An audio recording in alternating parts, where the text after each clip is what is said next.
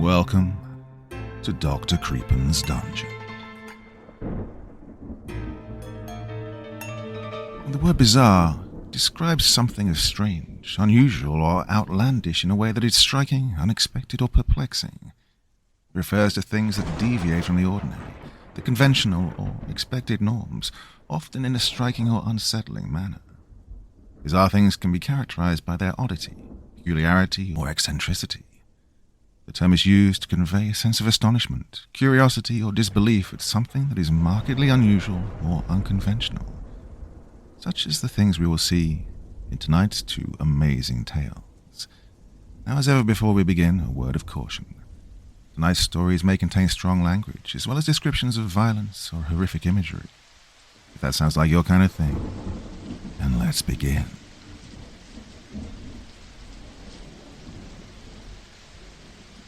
The dumpster. Rain fell on the roofs of the just and the unjust, the saints and the sinners, those who knew peace and those in torment. And tomorrow began at a dark hour. Robert R. McCallum. August 6th, 1982 was a day in Duxbury that no one liked to talk about. No one is still around who remembers it anyway. It had been a hot one. Hot, humid, and most of all wet. It had been that way all summer. Unnatural, the old-timers were wont to say. By midsummer, rainfall all along the East Coast had hit records not seen since the 20s. The nearby swamps and rivers had deepened. Dark, murky water encroaching onto lands normally dry. The Duxbury bogs and the North Hill Marsh Sanctuary in particular had been cause for concern. By mid-July, courtesy of the bogs, Pilgrim's Highway had been flooded over, blocking Mayflower Street all the way down past East Street. Island Creek Pond and the North Hill Sanctuary had joined forces, turning the lands that divided them into one giant wilderness of muck and water. By the end of July, it looked like Cranberry Bog and Pine Lake were on the verge of rising up high enough to join the other two and submerge the whole damn area. It had been an ugly business already. Homes in and around Pettybush Lane, Maple Pond Lane, and Evergreen Street had already been lost to flooding. And there had even been talk last weekend, during the Duxbury Town Hall Council meeting, of the possible necessary evacuation of Tinker's Ledge Road if the rains kept up. Now that had got people bugging. Marcus McDuff had leapt up and shouted with the vigor of a man half his age, declaring that they'll have to drag his dead body off his apple farm if they came to evacuate him. There had been a grasshopper boom as well. Everyone said it was because of all the rain. The population thickened as one got further from the busier streets. Certain sections of Whiten Woods were so thick with the little green insects that it was hard to describe in words. One had to see it to believe it. On some of the trails, every step one took would literally be accompanied by a multitude of tiny, springy sounds, as the brainless bugs leapt away from whatever giant passed them by. Well, they hadn't been the only insects to flourish in the unusually wet weather. The cicadas had come out in force for the season as well, and they sang their summer songs with an unprecedented fervor. Every evening around dusk, they'd alight in the branches of the trees and chirp up at the brilliant shifting purple and orange canvas in the sky. In the trees all along Island Creek, the insects seemed to be especially prevalent. There were certain sections of the creek where one would have to practically shout to be heard over the buzzing cacophony. It was, needless to say, not a good season for insectophobes. Despite all the climate issues, the tourist season, as small as it was, didn't seem to really suffer, which had been quite a relief to the local business owners. Ever since August started, it hadn't rained, and as a result, the general mood around town was brighter than usual. But on this early afternoon, one resident's mood was especially chipper. Deputy Robert Maxwell was walking down Harrison Street with a particular pep in his step. That was because he'd just scored a dino date with the town Betty, a bodacious babe by the name of Mary Barbadino. She'd been the morning waitress at Alice's restaurant for going on 3 years now, Well, Bob had grown up in Duxbury and had always liked Alice's, but it had become his pre-shift breakfast spot pretty much every day since he'd first laid eyes on Mary in that tight-fitting waitress uniform, even on his days off. He still couldn't believe his luck. Bob, at the ripe old age of 37, was not exactly known for being a ladies' man. He wasn't some hoser or anything, but he was no primo stud either. And she'd approached him. Now, he'd known that Mary had broken up with her boyfriend Marcus Green 4 months prior, but he'd never had the cojones to do anything about it. Now, the situation between Mary and Marcus was like a badly written movie. Marcus and his posse were the local tough guys. He and his crew always seemed to be getting into trouble, be it a fight at the local bar or a domestic dispute at one of their biker parties. If it was true that in life everyone had a role to play, then it was Marcus's destiny to be an asshole. Well, that's not what had stopped him making a move on Mary, however. Bob was a roller after all. He'd just been too chicken. So, this morning when Mary had come over with a cup of coffee in hand and slid into the empty seat across the table from him, he'd been struck speechless for a few seconds. The conversation had been quick and direct, Mary talking and Bob mostly nodding and trying to keep his mouth from hanging open. She'd wanted to know if he was interested in catching a movie after her shift. Well, Bob would watch the bunkest movie in the world with Mary. He quickly agreed, and the two had made plans to meet when she got off at 5. The deputy made it to the corner and took a right onto Washington Street. He was headed to Barry's Meats, the local butcher shop. Now, Barry was legendary in the region for his kielbasa, and tonight, after whatever movie they ended up seeing, he was going to surprise Mary with a better meal than Alice's had ever put on a plate.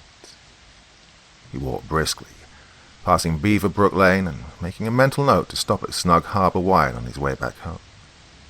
It was nearly 12:30, which gave him approximately 4.5 hours to get dinner made, get dressed, and be back at Alice's. Well, he'd originally been scheduled to be on duty until 6, and agreed to meet Mary without giving it a second thought. But after realizing his error, he'd been worried that the boss man wouldn't be accommodating to his sudden plans. But after he'd made it back to the station, Sheriff Copper had been all too happy to give him the night off. In truth, Copper at first had been as incredulous as Bob had initially been, but the sheriff was a good, if not gruff, man. With a hearty laugh, had granted his request, giving him a hard pat on the back, and leaving him with these wise words, "Happy hunting, son," as he'd walked out through the station doors. He swiftly passed by a group of children playing in Washington Park. Off in the distance, a baseball game was going on. He vaguely remembered seeing a flyer earlier in the week stating that the Duxbury Dragons would be playing their first game of the season today. Across the street loomed the St. John's Evangelist Church. The ancient stone structure cast a long shadow across the street. Bob only gave it a cursory glance as he passed it by. He was not a religious man, though his mother regularly attended. In truth, the place had always kind of creeped him out. He looked around. He didn't see the local pastor, Father John, anywhere, which he ironically thanked God for. The short, fat man was always lurking about somewhere in town, always looking to add to the flock, as he put it. Lurking? No, that wasn't the right word for it. For all their brief encounters, and by all accounts Father John was a pleasant man, known for his charity work and volunteering at the local soup kitchen, in fact. He felt like a dick for having the thought in the first place, and quickly pushed it out of his mind. By the time he'd crossed Freeman Place and was walking alongside the monolithic structure of the Hudson Bank, his thoughts had once again returned to Mary, and what exactly he'd done to make this morning so different than all the other countless encounters. He glanced to the left, looking at his wavy reflection as he passed by the floor-to-ceiling windows of the massive building. Well, he had started working out. In fact, in the last 2 months he had lost almost 20 pounds. A big part of that was the change up in his diet. Egg whites and coffee for breakfast instead of pancakes. Salad for lunch instead of a burger. Come to think of it, Hadn't Mary been the one to first suggest his change up in breakfast? Or maybe it was his fresh new stash. At first he'd been hesitant to try and grow one. Stylized facial hair had never been his thing, but he quickly realized that it was totally choice. His mom said he looked like Tom Selleck. Bob was enwrapped in these thoughts as he reached the corner. He wasn't looking in any particular direction, and only half heard the quick, panic steps, just before someone came sprinting around the other side of the building and collided straight into him. Well, the deputy was knocked off his feet, landing hard on his back. He managed to keep his head from bouncing off the pavement, but for a few seconds he saw stars anyway. "Bab!" He recognized Boston George's voice. He sat up and attempted to bring the man into focus. "Oh, Barry, thank God it's you." Bob began to slowly climb to his feet, but the skinny 40-something man was faster. He practically leapt up and dashed over to the deputy, offering him a hand and helping him to stand up. "We got a real situation here, Bobby," the man was saying, his eyes darting around frantically. In that moment he looked like a rabbit that had just escaped a wolf. Georgie McCabe, or Boston George as he was known by the locals, had gotten his name because of his heavy accent, and because, well, he was from Boston, which could be quite a big deal in some circles within such a small town.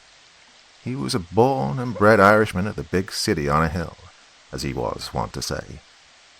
Bob had never been, but he imagined that Georgie was a pretty accurate representation of the average Bostonian. Boston George had moved to Duxbury from Beantown 3 years prior. He always seemed to have a lot of money, though no one knew exactly what it was that he did. He drove a candy apple red BMW M1, almost always with the top down, even in winter. Anywhere he went, he drove it like a man on his way to save the world. Now, Georgie had accumulated quite an impressive pile of tickets and citations since coming to Duxbury, but he always had the money to pay off his fines, and so had remained on the road. "For now," Sheriff Copper had said to Bob one night at the station. Copper didn't like Boston George, though Georgie seemed oblivious to the fact. He kept speeding, and the Duxbury Police Department kept profiting off his stuntman antics. Bob had never ticketed Georgie personally, however. He and the Irishman had become sometime poker buddies shortly after his arrival. The deputy liked to gamble once in a while. Georgie loved it, and the man had one hell of a poker face. Over the last 2 years, he'd taken far more of Bob's money than Bob had his, that was for sure. The man also liked sometimes to go out day drinking, as he put it. As he took in Georgie's disheveled appearance, he began to suspect that was exactly what the man's afternoon activities had consisted of thus far. The thinning hair on his head stuck out in tufts, pointing in all directions. His aloha shirt was only half tucked into his shorts. Bob realized that the man was also missing one of his flip-flops.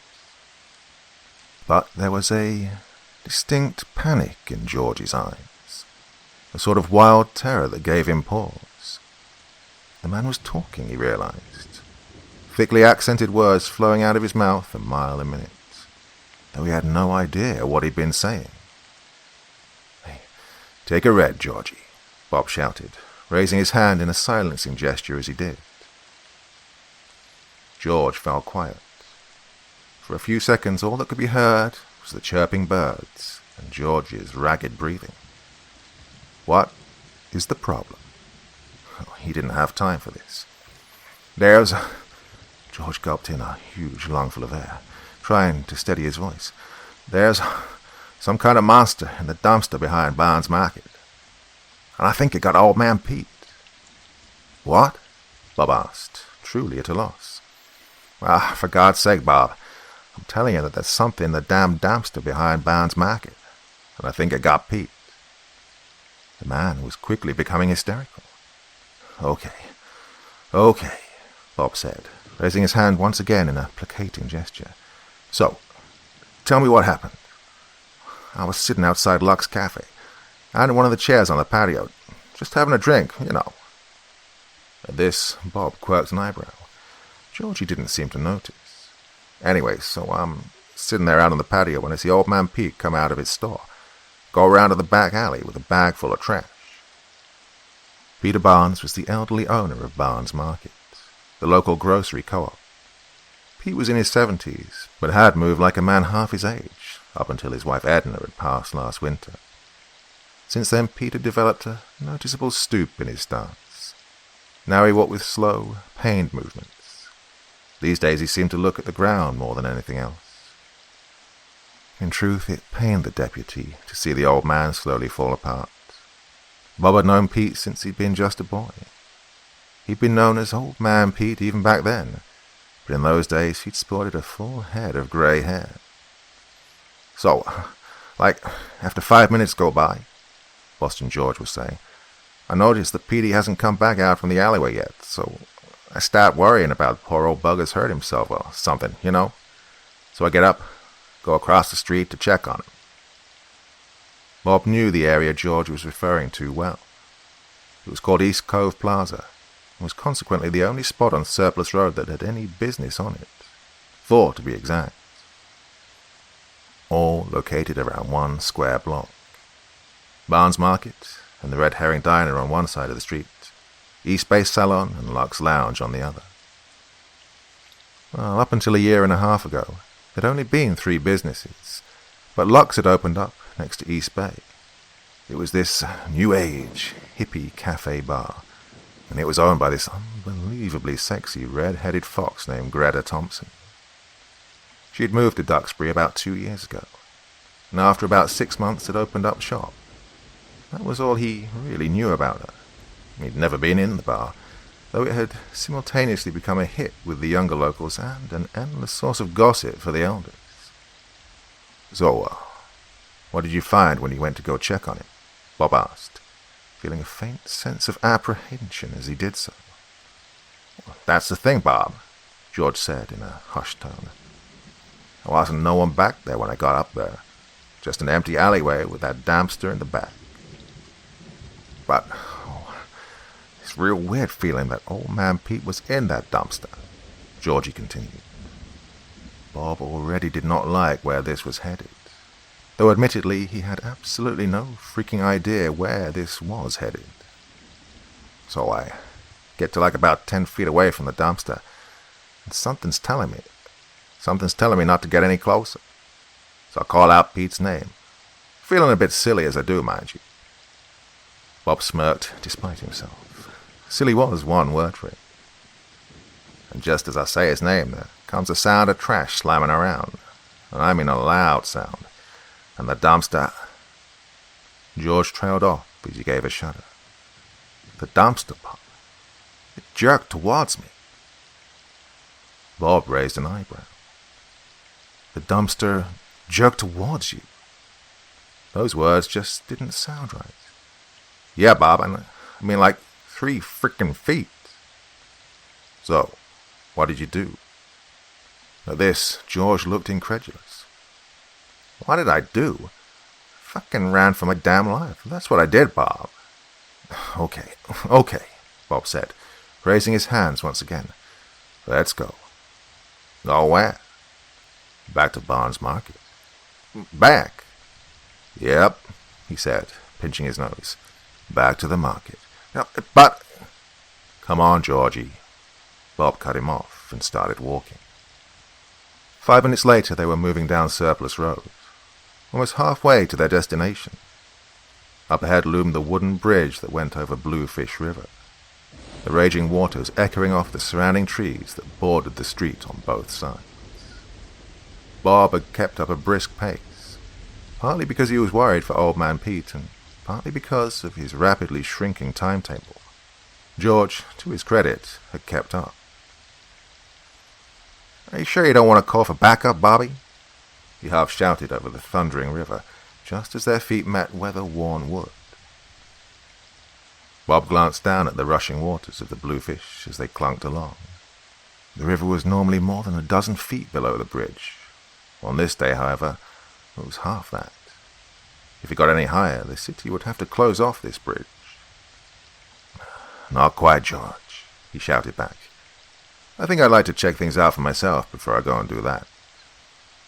After another moment, they were across the river and back on asphalt. With each step, the thundering of the bluefish faded. Bob looked up at the looming trees on either side of them. The white pines had grown more full and lush than ever before. Bob gazed off into the shadows of the surrounding forest. There's pretty much nothing for about the next quarter-mile, nothing but trees and encroaching swamp water, that is. Pretty much everything west of Tremont Street was already flooded. But thankfully, the 4 businesses that made up East Cove Plaza had thus far been spared from the weather, being located about half a mile east of Tremont, on the corner where Reynolds Way crossed Surplus. As they walked, Bob reflected on the dumpster in question. It was a 15-yarder, if he recalled correctly, situated between Barnes Market and the Red Herring for the convenience of both businesses. With all the flooding, it really wouldn't be too outlandish if a bear or some other critter had made its way down and jumped in looking for food. They came to a flooded part in the road just as they hit the intersection of South Station Street, the water stretching all the way to the woods on both the right and left. They wordlessly walked to the right. Entering the edge of the woods, they used the rocks and roots to keep their feet dry as possible, as they made their way. The water stretched on down the street for a good 20 feet before relinquishing its hold on the road. Soon the surrounding forest gave way once again to a suburban sprawl. Up ahead in the distance stood East Cove Plaza. He felt an inexplicable twinge of apprehension at the sight of the buildings, and for about a second he really did want to call for backup. But what would he tell dispatch? "Oh, Boston George thinks there's a monster in the dumpster behind Barnes Market." Yeah, that would go over well. After another moment of walking, they'd reached the front entrance of Barnes's. The now open sign still hung in the window. Bob opened the door and stepped inside. They were greeted by the refreshing coolness of the air-conditioned store. "Mr. Barnes," Bob called out. No answer, save for the soft hum of the air-conditioning unit. Bob walked deeper into the store, swiveling his head this way and that as he continued moving down one of the aisles. "Pete?" Again, no answer. This wasn't good. Something was up. "I'm telling you, he's not in here, Bobby," Boston George said in a hushed tone from behind. "Officer Maxwell?" came a voice from the back of the store. Both men turned to see Pete's nephew, Doug Jenkins, emerge from the back storage room. Now, Doug was in his 40s. He seemed to possess an endless supply of plaid shirts and blue jeans that he wore no matter how high the temperature was. A nice guy, though a bit slow. "Hey, Doug," Bob said with a wave. "I was just looking for Pete. You seen him?" At this, Doug shook his head. "I was supposed to meet him here. We're going to go down to dinner at St. John's tonight, but can't find him, Bob." That last part carried with it a tone of worry. "Oh, don't worry, Dougie." Bob managed to smile. "We'll find him. I'm going to take a look around outside. Why don't you stay here in case he shows back up?" Dougie nodded. "Okay," he said. "Cool beans. All right, me and Georgie here are going to take a look around back. We'll meet you back here in 10 minutes if we don't find him." And with that, George and Bob turned and walked back out. The sticky summer heat practically slammed into them as they stepped through the doorway. Together, they walked in silence to the entrance of the alleyway. They rounded the corner and just stood there for a moment. The area was empty, save for the hulking form of the dumpster that stood in the back. It was a big, ugly thing, standing about 6 feet high, and yet it was a 15-yarder. "There's no way Pete fell in there," Bob thought to himself as he scrutinized the hunk of metal. There was something off about it, though, but he couldn't quite put his finger on what. At first glance it appeared the same as it always had. It was just as rusty and weather-worn as ever, Still the same dirty green color, with the words Patterson Waste Disposal written in big white letters on its beat-up exterior. He was pretty sure that Boston George was right, though. The dumpster did seem like it was farther from the wall than normal. Maybe George had been partially cracked. Perhaps some bear or something had wandered down and climbed in looking for food. Again, considering the flooding, it wasn't outside of the realm of possibility. After all, the wildlife was known to wander into town from time to time. Bob moved cautiously forward and stopped when he was about 15 feet away. Some vague, primal instinct warning him not to get any closer. He stood in silence for a moment, listening for any sign of movement from within the rusty metal structure. Nothing.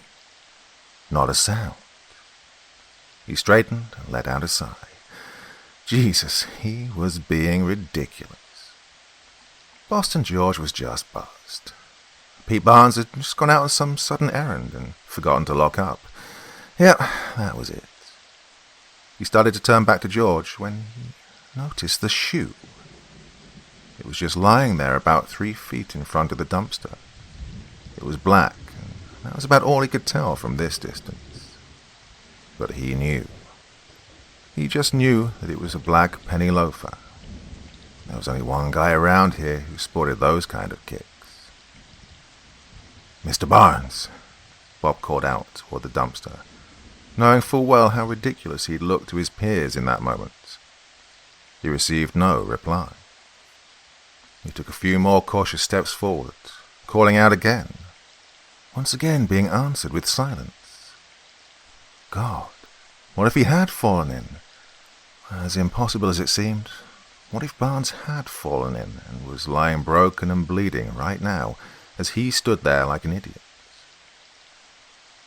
What's going on, fellas? A voice suddenly asked from behind, causing both men to jump. Bob turned around only to see Christy Villarmin's pug-like face. Christy was the owner of East Bay Salon. What that really meant was that her husband, District Circuit Court Judge Troy Villarmin, had bought his incredibly unpleasant wife a business so as to keep her out of his hair, and quite literally in someone else's. "Everything all right, Officer Maxwell?" she asked innocently. Bob didn't really dislike people as a rule of thumb. It was not in his nature. But god damn if Christy just didn't naturally piss him off. She was one of the town gossip's ringleaders, as his mother always put it. Christy had an affinity for other people's business. Her salon only amplified her powers. Bob noticed a few of Christy's customers, cronies, gathered on the sidewalk in front of the salon, and were watching their conversation with rapt attention. And God damn it if he didn't have time for this. It was going on 1:15 and he hadn't even made it to Barry's yet. Christy was a shark circling a piece of meat on a hook, but he wasn't going to give her one bite. "Yes, ma'am," Bob said, beaming. "We're just looking for Mr. Barnes. I think he may have stepped out and forgotten to lock up." "Oh," was all Christy said, mirroring the deputy's smile right back at him. For a moment the two just stood there, beaming their smiles at one another. Boston George looked back and forth between the two of them, lifting an eyebrow in confusion at their smile duel. "Why, good afternoon, everyone." The three turned to see Father John, standing with Sheriff Copper and Deputy David Quimby. The priest was dressed in his usual black underwrap.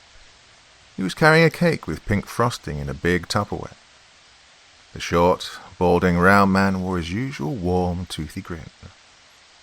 "Bobby," the sheriff said in greeting, and began walking up. Oh, great, Bob thought.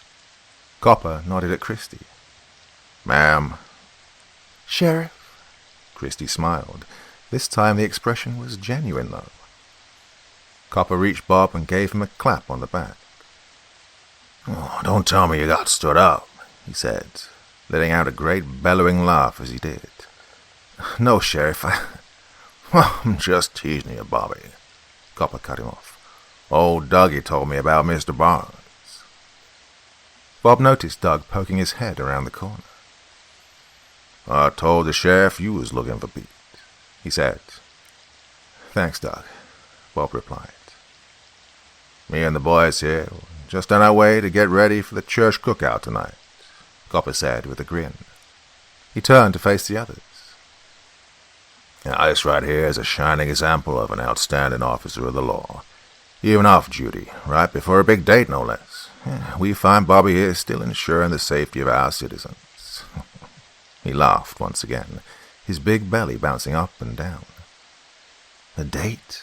Christie quirked an eyebrow at this. "Oh, shit," Bob thought. "Yes, Deputy Maxwell," Father John cut in, smiling up at Bob, who stood a full head taller than the man.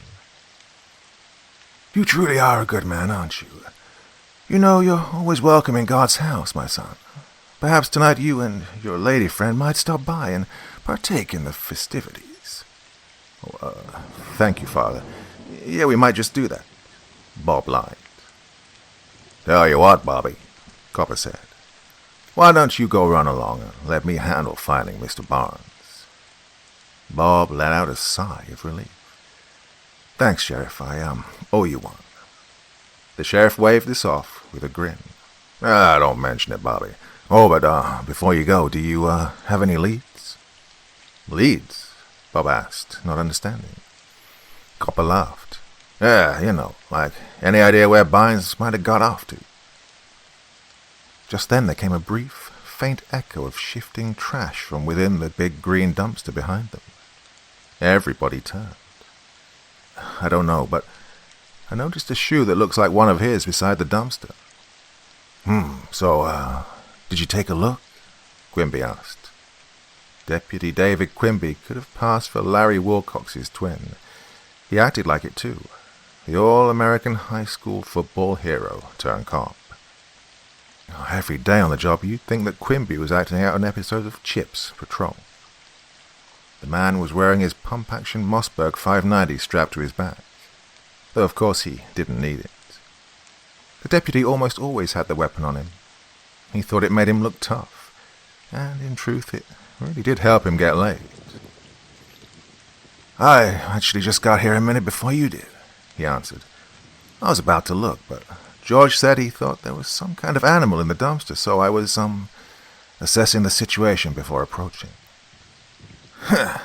Quimby exclaimed in a clearly fake laugh, slapping a hand across one knee. "Y'all are scared of a raccoon in a dumpster?" "It ain't no raccoon, Officer Quimby," Boston George replied in a foreboding tone.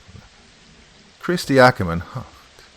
Bob just ground his teeth, partly because he couldn't think of an adequate retort, but mostly because the answer might very well be yes.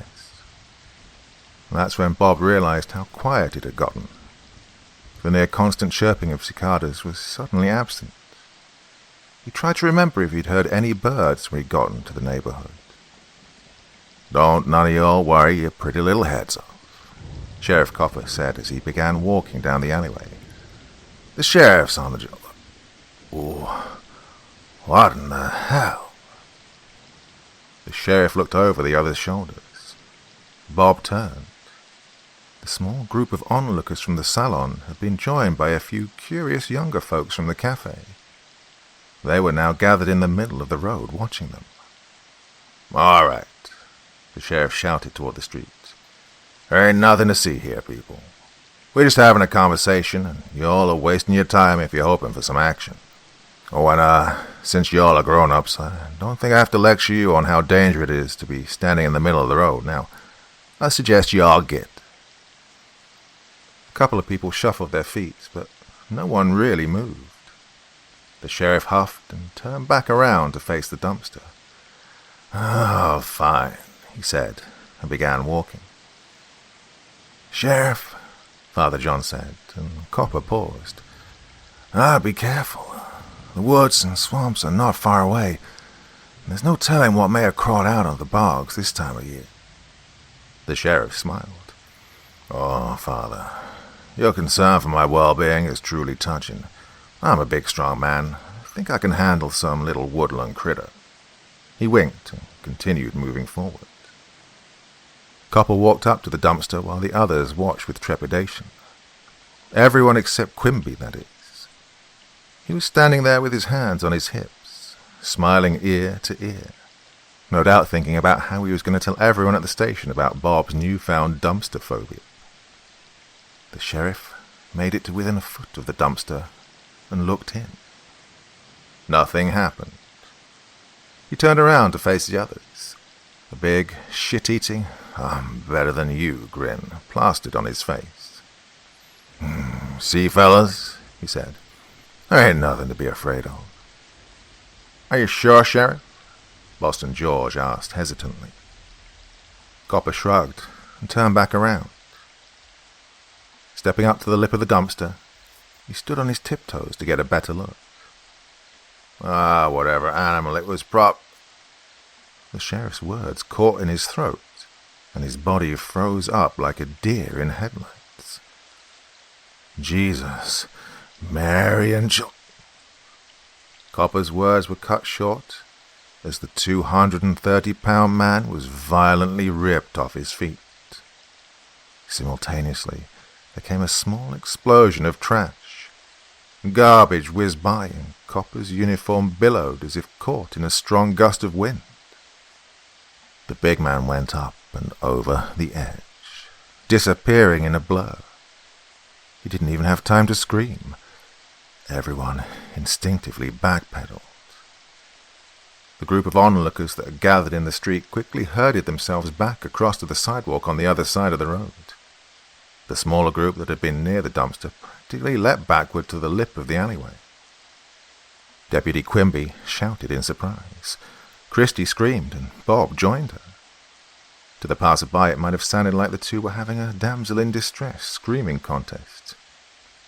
And if they had been, Deputy Maxwell, to his credit, would have won. "Oh, my God! Oh, my God!" Boston George was shrieking over and over as he backpedaled into the street. His hysterics were abruptly cut short as he was suddenly struck by Henry Macduff's truck. Marcus's son hadn't even noticed Boston George until the man was rolling up onto his hood.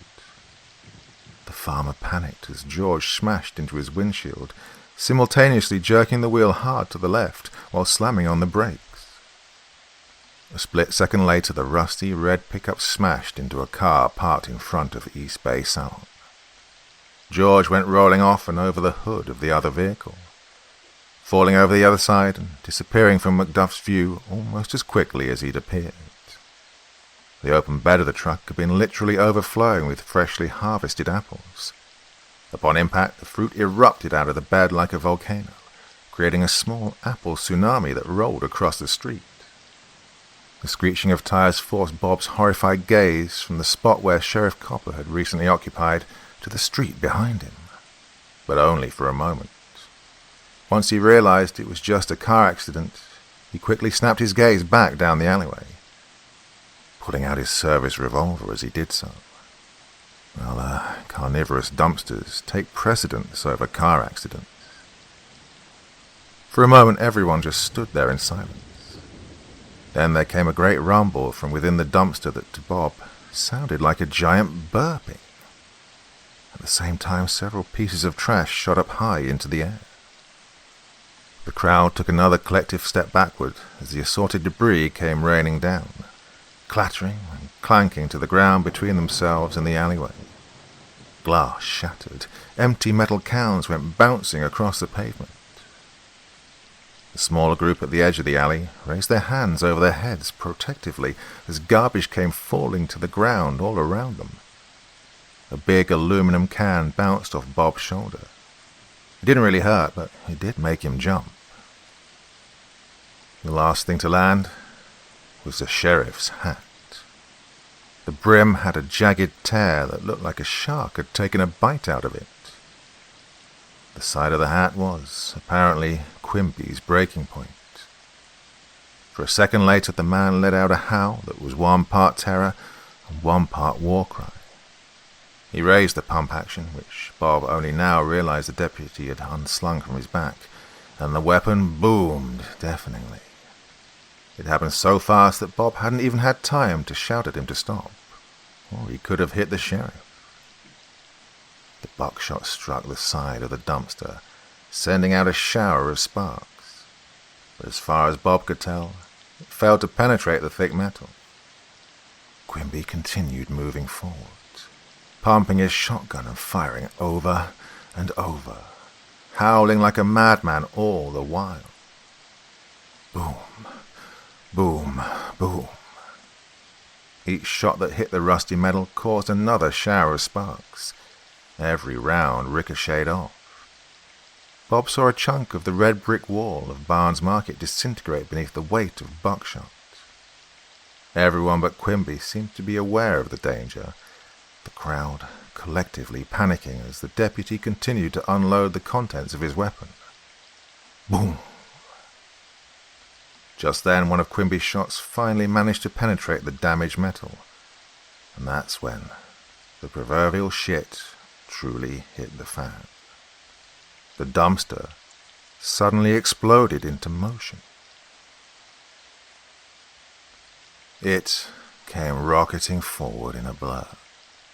Its wheels screamed maddeningly as the rusted hunk of metal attained a speed it had never been meant to. Quimby, who had only been about 10 feet in front of the nightmarish thing, had no hope of getting out of its way. It smashed into him with bone-crushing force. And Bob was sure that, had it not been for the screeching tires and the shrieking people, he would surely have heard Quimby's bones shattering. Several things happened in the next 3 seconds. The unfortunate Deputy Quimby was violently dragged beneath the rusty behemoth, except no part of him really fit between the 5 or 6 inches of space between the bottom of the dumpster and the pavement. What quickly followed reminded Bob of what he compulsively did every morning with his toothpaste at home. Everything inside the deputy's body was forced forward, rocketing up under his skin until the bottom of the dumpster met with Quimby's head. Then there came a loud whoop that sounded a lot like the noise a balloon makes when one jumps up and lands down on it with both feet.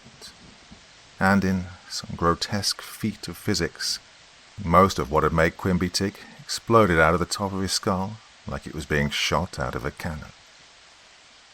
Bone, entrails, and other less identifiable things quite literally erupted out into the street. Blood and bone, mixing with the apples and broken glass. And that was all in the first second. Bob and Father John were the next people standing in the monstrous thing's path. There was no time for words. The deputy prepared to leap for his life, but everything felt like it was moving in slow motion. The rusty behemoth was already practically on top of them. That's when Bob felt Father John shove him with a strength that seemed impossible for a man so small. It felt like Conan the Barbarian had steamrolled into him with all his fictional might. Bob went flying off his feet, hitting the ground and tumbling out of the way just in time. For one split second, just before his mad rolling forced his eyes away from the speeding nightmare, Bob thought he caught sight of Father John standing calmly on the other side, and, as insane as it seemed, he could have sworn that the man wore a look of mild amusement. Bob felt the wind of the massive thing on his face as it passed. He got scent of the trash and blood and something else, some ungodly stench that made his eyes water and his stomach lurch. Then the dumpster was rocketing across the street. It kept going on its straight path. People shrieked as they tried to get out of the corroded behemoth's way.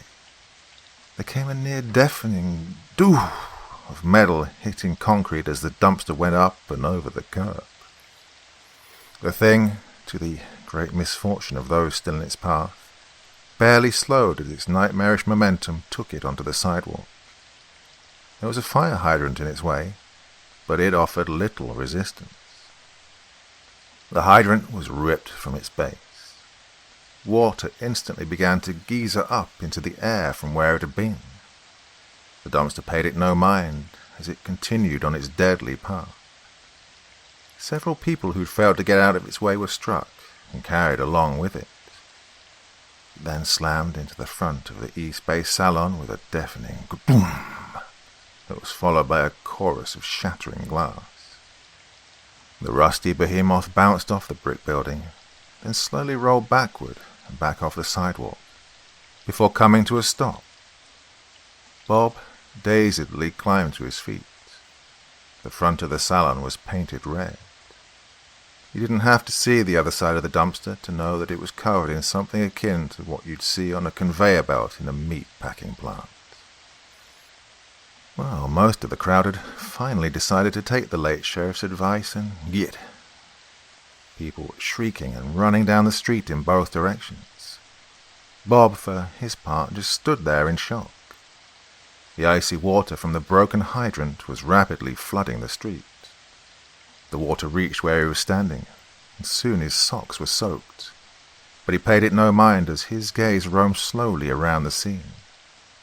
There were still about half a dozen or so people stumbling about in a shell-shocked daze that mirrored his own. "Christ, Bob, you okay, son?" Henry McDuff's panic-etched voice brought the deputy out of his stupor. Bob turned to face the farmer.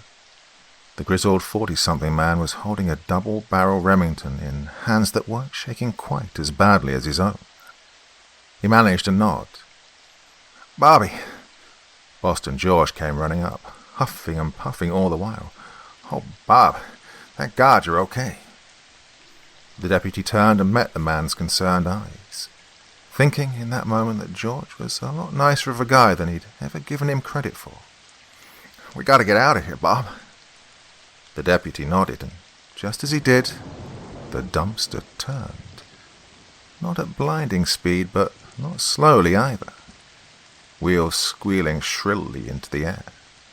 As ridiculous as the thought was, Bob thought that the rusty, blood-stained hunk of metal had turned to look at them.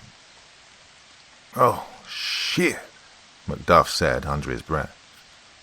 Without another word, the trio took off toward the row of cars parked in front of Lux. They all sensed what was coming next.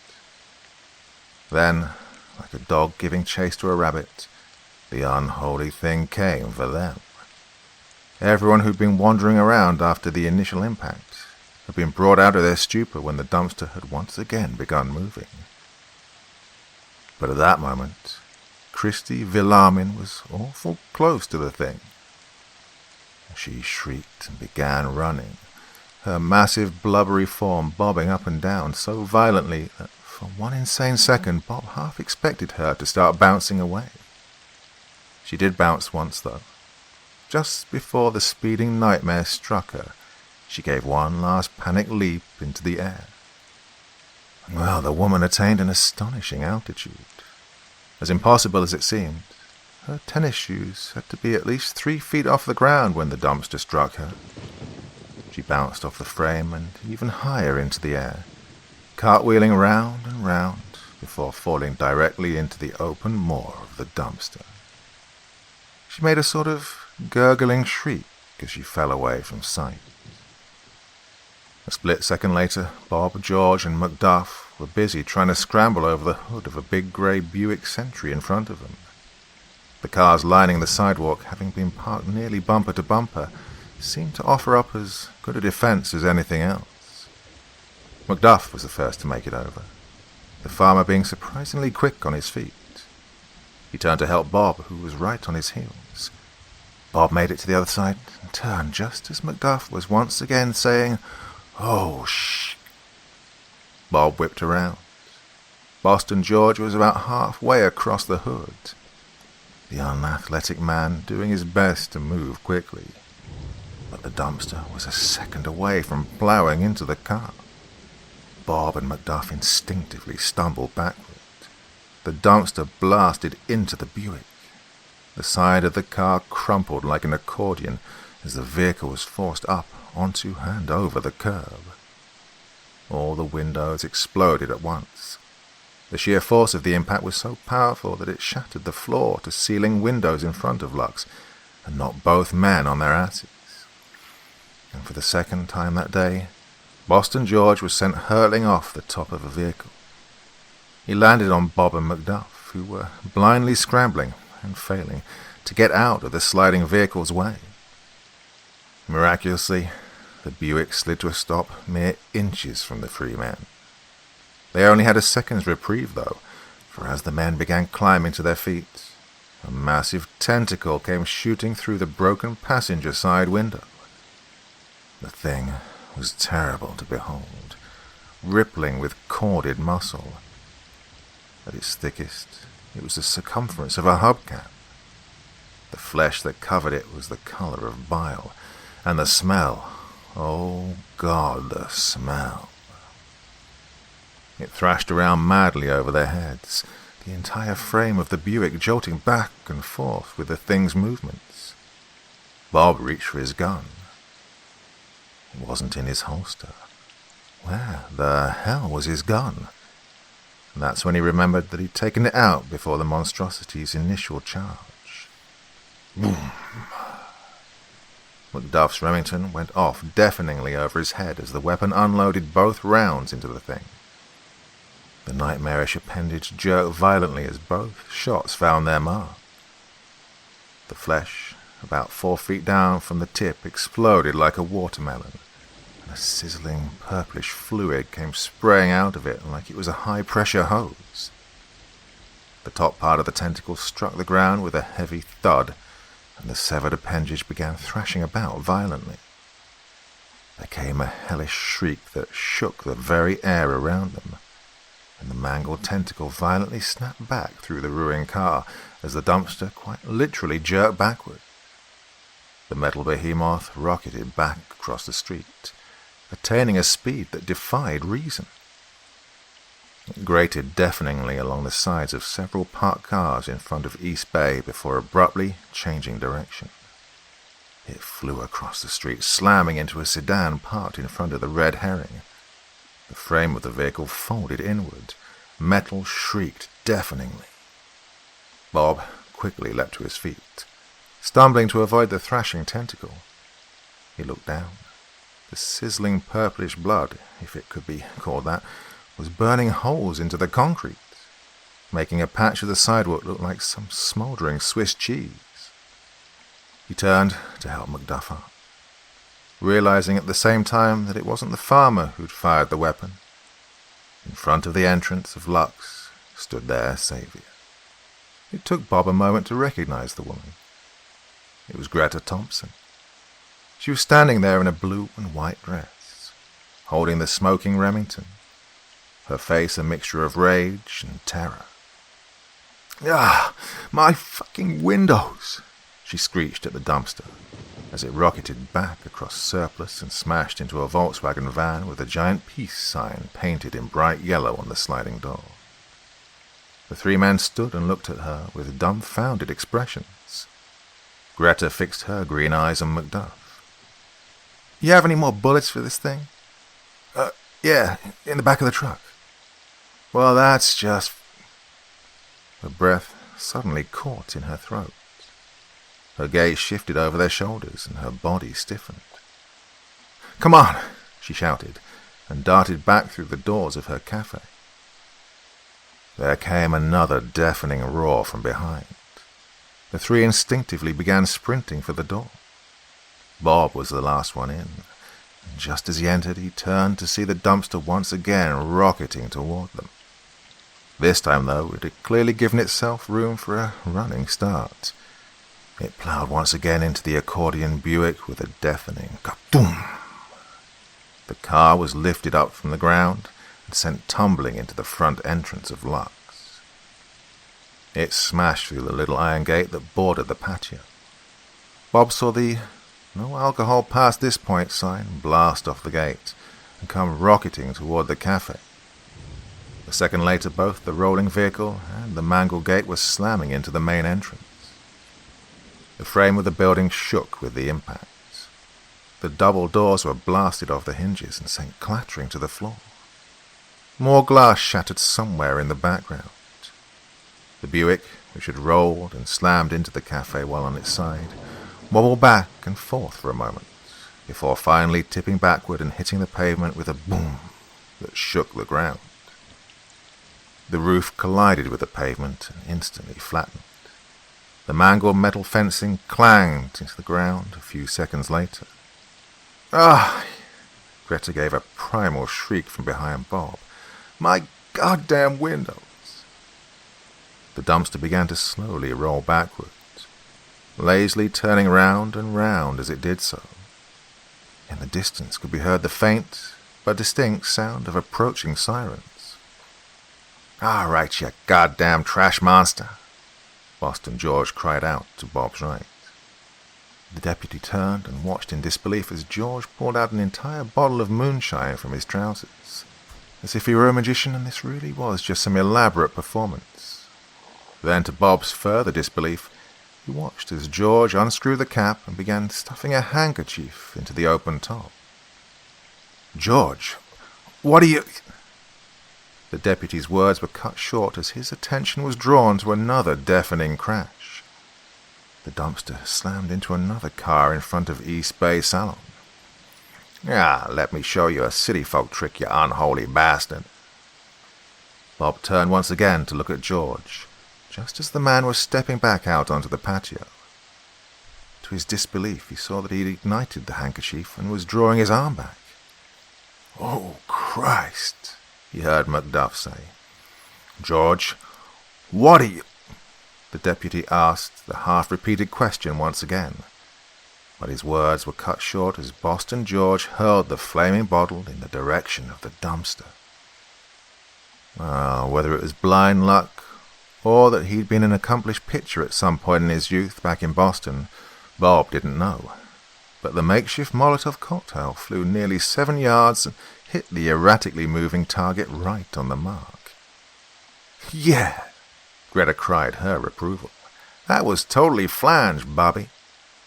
Georgie blushed, despite himself. Bob gave a cursory thought to poor Christy Villarmin just as the flaming bottle of blood stained walls. He assumed that she had to already be dead.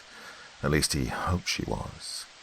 Because a second later there came the shattering of glass, followed by a small explosion of flames. It was as if every piece of garbage inside had been bone dry. Within seconds, the interior of the dumpster became a raging inferno. At least the top layer of trash had. God only knew what occupied the depths of the behemoth. Flames shot out in a pyre, adding to the nightmarish quality of the thing. An unholy howl that all who were present would remember for the rest of their days erupted from the bowels of the dumpster. Then the thing took off once again, this time rocketing straight down the street, moving east.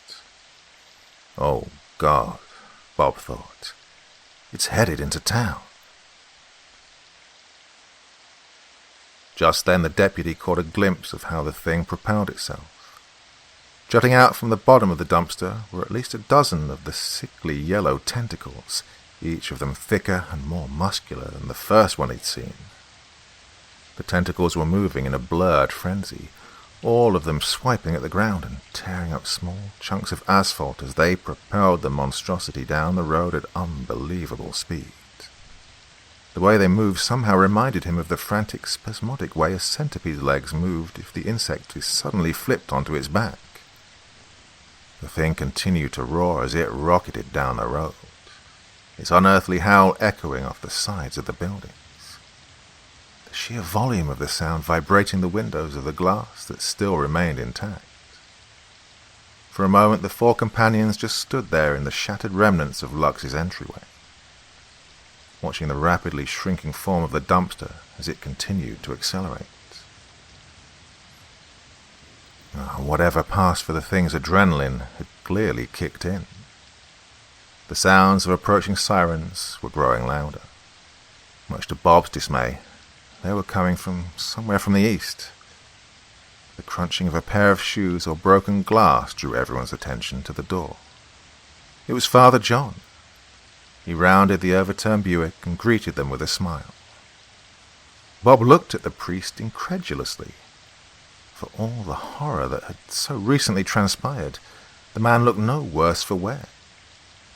He realized that he was still holding the cake in one hand, the bright pink frosting appearing to be completely unharmed. "My children," he began, "it's truly the Lord's will that has put us all here today. and I think that he would want us to see this adventure through." Macduff grunted in agreement. "I'm all for that," Greta exclaimed. "Let's kill the shit out of that thing." Father John cleared his throat at this, and Greta looked over at him, pushing a lock of curly red hair out of her eyes as she did so. "You know, I'd say I'm sorry, Father, but I'm not. That fucking monster messed up my favorite bar," Boston George added, his voice carrying with it a tone of wrath. "Let's finish that fucker." Bob looked incredulously at the others, especially at Boston George. Till about 4 minutes ago, the man had been practically pissing himself. Now everyone was juiced all of a sudden. Bob looked around at the suddenly determined faces with confusion. Then his eyes were drawn to the cake in Father John's hand, the bright pink frosting shining clearly through the container, practically glowing. This was insane. Go chasing after a 2-ton carnivorous dumpster that could move upwards of 50 miles an hour? "Are you all out of your..." He stopped mid-sentence, suddenly realizing his position, realizing that this was his town, and that there was a living nightmare headed straight into the heart of it. Bob nodded in affirmation. "Judging from the sound of the sirens, I'd say someone's already called in the cavalry. And God help me if I ever walk around off duty without my radio again. Macduff, go get your ammo out of the truck. If you can still get into it, that is," he added. "Miss Thompson?" "Greta," she added flatly. "Greta, then. Miss Greta, I like where George is headed with this Molotov cocktail idea. Would you mind if we..." "On it." Greta cut him off as she turned and raced toward her bar. Boston George suddenly let out a whew. "All right, let's do this," he exclaimed, and took off running out across the decimated patio. "I'll get old Lassie," he shouted. "Get what?" Bob asked, staring after the man in confusion. Georgie paused and looked back at him with an incredulous look on his face. "My car, Bab. My car. It's parked right around the corner." "You call your car Lassie?" he asked, despite the fact that time was of the essence. "Yes, Bob. Lassie's my baby. Jesus God, do you even know me?" And then he took off, running. With everyone in motion, Bob turned his thoughts to the fact that he didn't have a weapon. He patted himself down frantically. The sound of clinking and clanking echoed throughout the bar as Greta, presumably, pulled down her higher-proof booze. Shit. All he had was his baton and mace.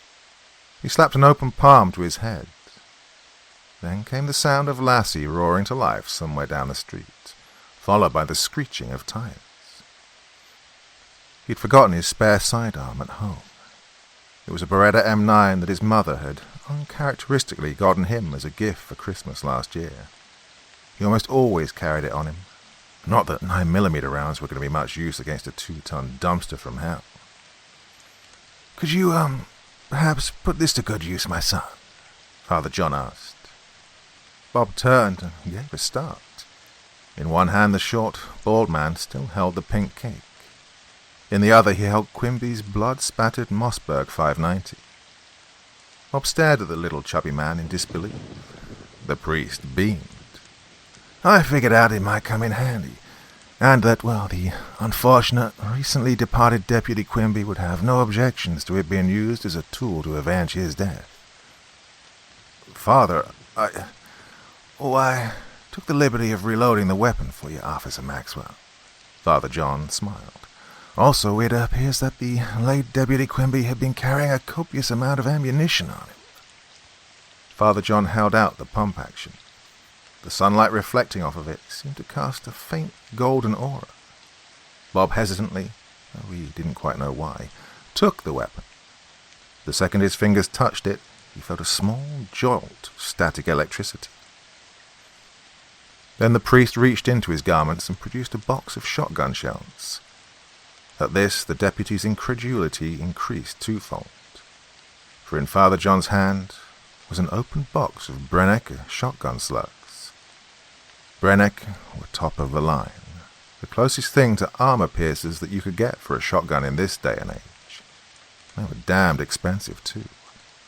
What further perplexed the deputy was that he was almost 100% positive that the late David Quimby kept his weapon loaded with the cheaper standard 00 buckshot, and to have been carrying a box of 25 slugs. Why in God's name would Quimby have all that ammo on him? With these questions still echoing through his mind, he accepted the bright orange box, Father John smiling up at him as he did so. Thank you, Father." The sound of screeching tires echoed in through the shattered windows just as Greta was rounding the corner of the bar with a literal armload of bottles.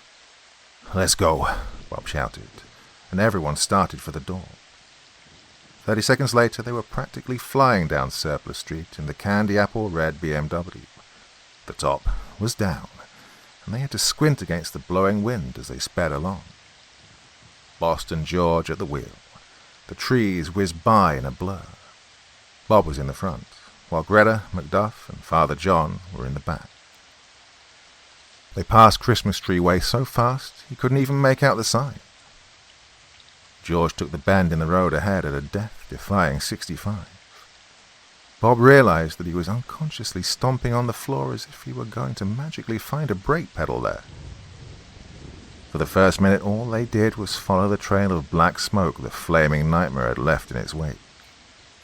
Lassie took another turn with a speed and precision that will make Steve McQueen jealous. Oh, George really does know what he's doing, the deputy realized. Just as the racing vehicle passed South Station Street, they hit the flooded section. Georgie remembered the water hazard only a second before they hit it. The BMW instantly began hydroplaning dangerously. George, much to Bob's relief, slowed down a fraction. The patch of water must have given the dumpster some trouble too, because just as they cleared the mini pond and hit asphalt again, the flaming behemoth came into view. It was racing over the wooden bridge of the Bluefish. For a second, Bob was sure that the bridge would collapse beneath the weight of the thing, and had it lingered longer upon the aging wooden planks, it just may have. As it was, the thing was moving so fast that the bridge remained upright. A split second later, Lassie was crossing the Bluefish and gaining on the speeding nightmare. Now that they were on a straightway of sorts, Bob was sure they'd be able to catch up to the thing. But the billowing plume of smoke became blinding as they closed in. The wind from the dumpster's momentum only added to the strength of the fire. The flames leapt up high and bent backward against the wind. And as they got closer, Bob could literally feel the heat rolling off the speeding nightmare caressing his face. Within the flames could be seen sickly yellow tentacles thrashing about madly, flinging pieces of trash high up into the air. Bob silently thanked God for how wet everything was as he watched some large, unidentified piece of flaming debris disappear into the shadows of the nearby forest. And that wasn't the only obstacle. The thick tentacles jutting out of the bottom of the dumpster were literally tearing up the concrete as they propelled the thing forward.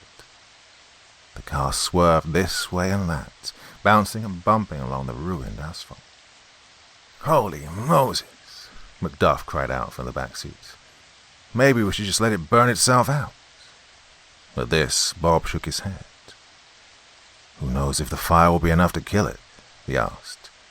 Then he turned to George. "Georgie," he shouted over the wind, "try and get up alongside the thing. Me and Henry will try and shoot out the wheels." "10-4, Bob," Boston George shouted back, and took the BMW into the left lane. Fortunately, there was no oncoming traffic. Boston George put the pedal to the metal, and Lassie's engine roared mightily. The vehicle began to rapidly close the distance now that they were out of the plume and away from the ruined asphalt. When they were about 18 feet away, Macduff's Remington suddenly boomed, deafeningly over Bob's head. The buckshot struck the lower right side of the speeding dumpster. There came a brief shower of sparks about 8 inches above the wheel. Close, but no cigar. Bob turned to find the farmer had climbed to his feet, balancing precariously as he aimed with his weapon. He fired again. Boom! Another shower of sparks.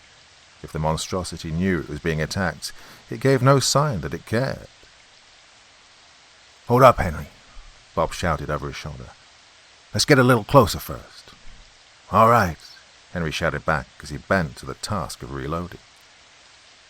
"Here, use these," Bob said, passing the open box of Brennecke to the back seat. "They've got a way better chance of doing some damage." Oh, Macduff's eyes widened. He gingerly took a handful of slugs, placing them in one of the pockets of his blue jeans. "Ooh, and how they do," Macduff exclaimed. "Where'd you get these?" Bob nodded to Father John, just as Macduff finished reloading. He snapped the Remington back into place, and the farmer looked down at the smiling priest in disbelief. The next few seconds saw Lassie and her stuntman driver managing to nearly pull up alongside the dumpster. The thing was no more than about a dozen feet ahead.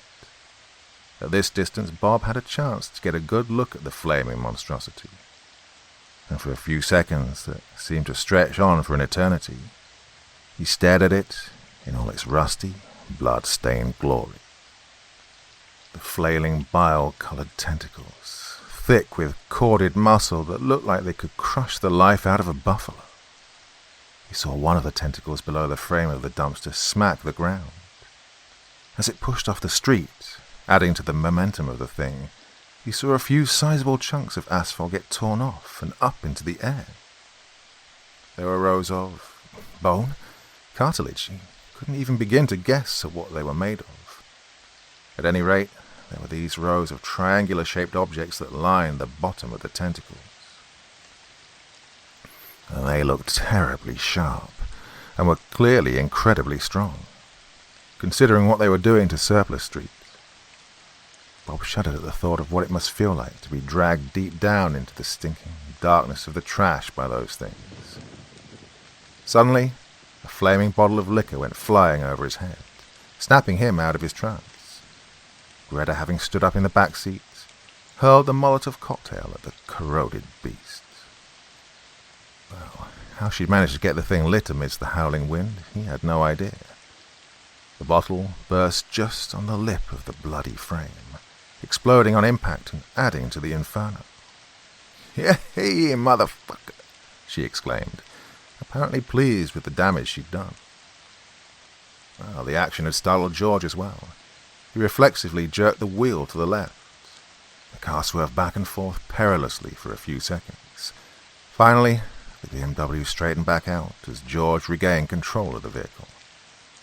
"Jesus, woman," Bob said breathlessly, turning back to look at Greta. In that moment, she looked like something out of a comic book, her blue and white dress billowing madly in the wind, her curly red hair flying all around her face. "What?" she answered back in a perturbed voice. In those green eyes, Bob saw a madness that made him turn back around in his seat. He instead busied himself with preparing his own attack on the metal monstrosity. The deputy propped himself up on one knee as best he could, leaning into the seat for balance. "All right, Henry," he shouted. "Let's do this." Henry then said something he couldn't quite make out. Georgie took Lassie as close to the dumpster as he dared. Both men took aim. And that was about as far as they got. For a second later, the flashing lights of an ambulance turning off Washington Street suddenly appeared up ahead. The ambulance was followed by two police cruisers. Georgie hit the brakes. The wheels of the BMW locked up, and Bob flew forward, smashing the side of his face on the windshield as Lassie's tires cried out in protest. The three oncoming vehicles swerved erratically to avoid the flaming behemoth. One of the cruisers went off the side of the road. The dumpster whizzed by the other two, missing the ambulance by mere inches. Then, the worst happened. A half-second before the dumpster crossed Washington Street, a fire truck came racing around the corner. The dumpster, which had been veering slightly to the left, T-boned the emergency vehicle almost dead center. Glass shattered. Metal bent and shrieked. Flaming garbage erupted into the air. Upon impact, 3 of the fire truck's wheels were literally blown off the frame and sent bouncing down the road. Bob saw all of this as Lassie skidded across the asphalt, nearly turning completely parallel to her original position. The dumpster bounced off the emergency vehicle and rolled back lazily. Whatever was inside, seemingly dazed from the impact, Lassie had finally skidded to a halt. Firemen stumbled out of the ruined fire truck in a daze. Water geysered out from the broken water tanks. For a moment, the men just stood there, watching dumbfounded as the dumpster slowly spun around and around, flailing tentacles frantically hurling out flaming pieces of trash. Then, almost as one, the men snapped out of their trance, springing into actions that had been drilled into them. A man unhooked a hose from the disabled truck. 2 others joined him, and together they began running for the nearby fire hydrant. As one, everyone leapt out of Lassie and began running toward the fire truck, Greta already attempting to light another Molotov cocktail as she ran forward. "Don't put it out!" they were shouting. Flaming trash of assorted size fell out of the sky. The firefighters looked on at the small group with perplexed expressions, but only stopped when they saw Macduff's Remington and Bob's uniform. "Don't put it out!" A frazzled-looking firefighter with the name Getyaisha emblazoned on his uniform stepped up to the approaching group. "What the hell are you—" His words were cut short as a deafening roar shook the very air around them. Everyone turned to see the dumpster rocketing backward, the beast within seemingly having regained its senses. It slammed into a telephone pole, snapping the wood like a toothpick. Slowly, it fell over, the upper half landing on the roof of the fire truck with a loud crash. A second later, the power lines fell into the street, and the rapidly growing pool of water from the leaking tanks. 2 of the firefighters standing in the water realized the danger too late, and Bob watched their demise with a mixture of disbelief and horror. For a brief second, the deputy swore he saw the 2 men's skeletons light beneath their skin, outlined in blue light for one blinding second. A second later, they were no more than blackened husks, smouldering in the shallow water. Everyone ran in a blind panic from the spreading pool. Macduff was the first to reach the relative safety of the sidewalk. He turned and unloaded both rounds of his Remington into the dumpster, and Bob quickly followed suit. Their shots were joined by a few others, the cops who had been in the squad cars instinctively following the actions of their fellow police officer. Amidst the shower of sparks, Bob knew that at least one of the rounds had penetrated the rusty metal hide. For a second later, the dumpster jerked, literally jerked like an animal being shot. It roared again, but Bob was reasonably sure that he was partially deaf by now, because the volume of the sound wasn't as painful as before. Then the dumpster took off once again, this time south down Washington. A split second later, Lassie was roaring up to Bob and Macduff, Boston George behind the wheel, and Greta riding shotgun. Bob wasn't sure when the 2 had run back to the car, but Father John and his pink cake were nowhere to be seen. Wordlessly, the pair leapt into the back, and the BMW took off. As Bob reloaded, he saw his fellow officers running back toward their vehicles, but he didn't have time to see how long it took them to get their squad cars moving. His attention was focused on the task at hand. The task at hand? What exactly was he doing? Did he really just allow a group of citizens to help him chase down a literal monster? Is that something a roller should do? Bob suddenly found himself doubting his actions. How had he been convinced to go about this the way he had? Father John? Had a priest really so easily riled them up? He turned to look at George. Boston George had apparently learned from his previous pursuit of the beast. He kept Lassie to the thing's right, avoiding the paths of ruined asphalt, as he knew they would be there. They were caught up to it by the time the thing was passing Jocelyn Avenue. Bob and Macduff both took shots at the wheels, but only succeeded in further damaging the rusty beast's hide. The dumpster seemingly took no notice of them as it flew down the road, pushing 60.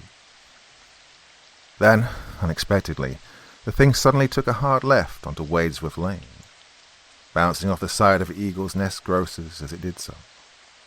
George, for all his driving skills, could not take the turn quite so well. He stomped on the brakes as he spun the wheel. The car slid, mimicking the motions of the dumpster. Lassie struck the side of Eagle's Nest, but managed to maintain her forward momentum. "Lassie!" George cried out in horror.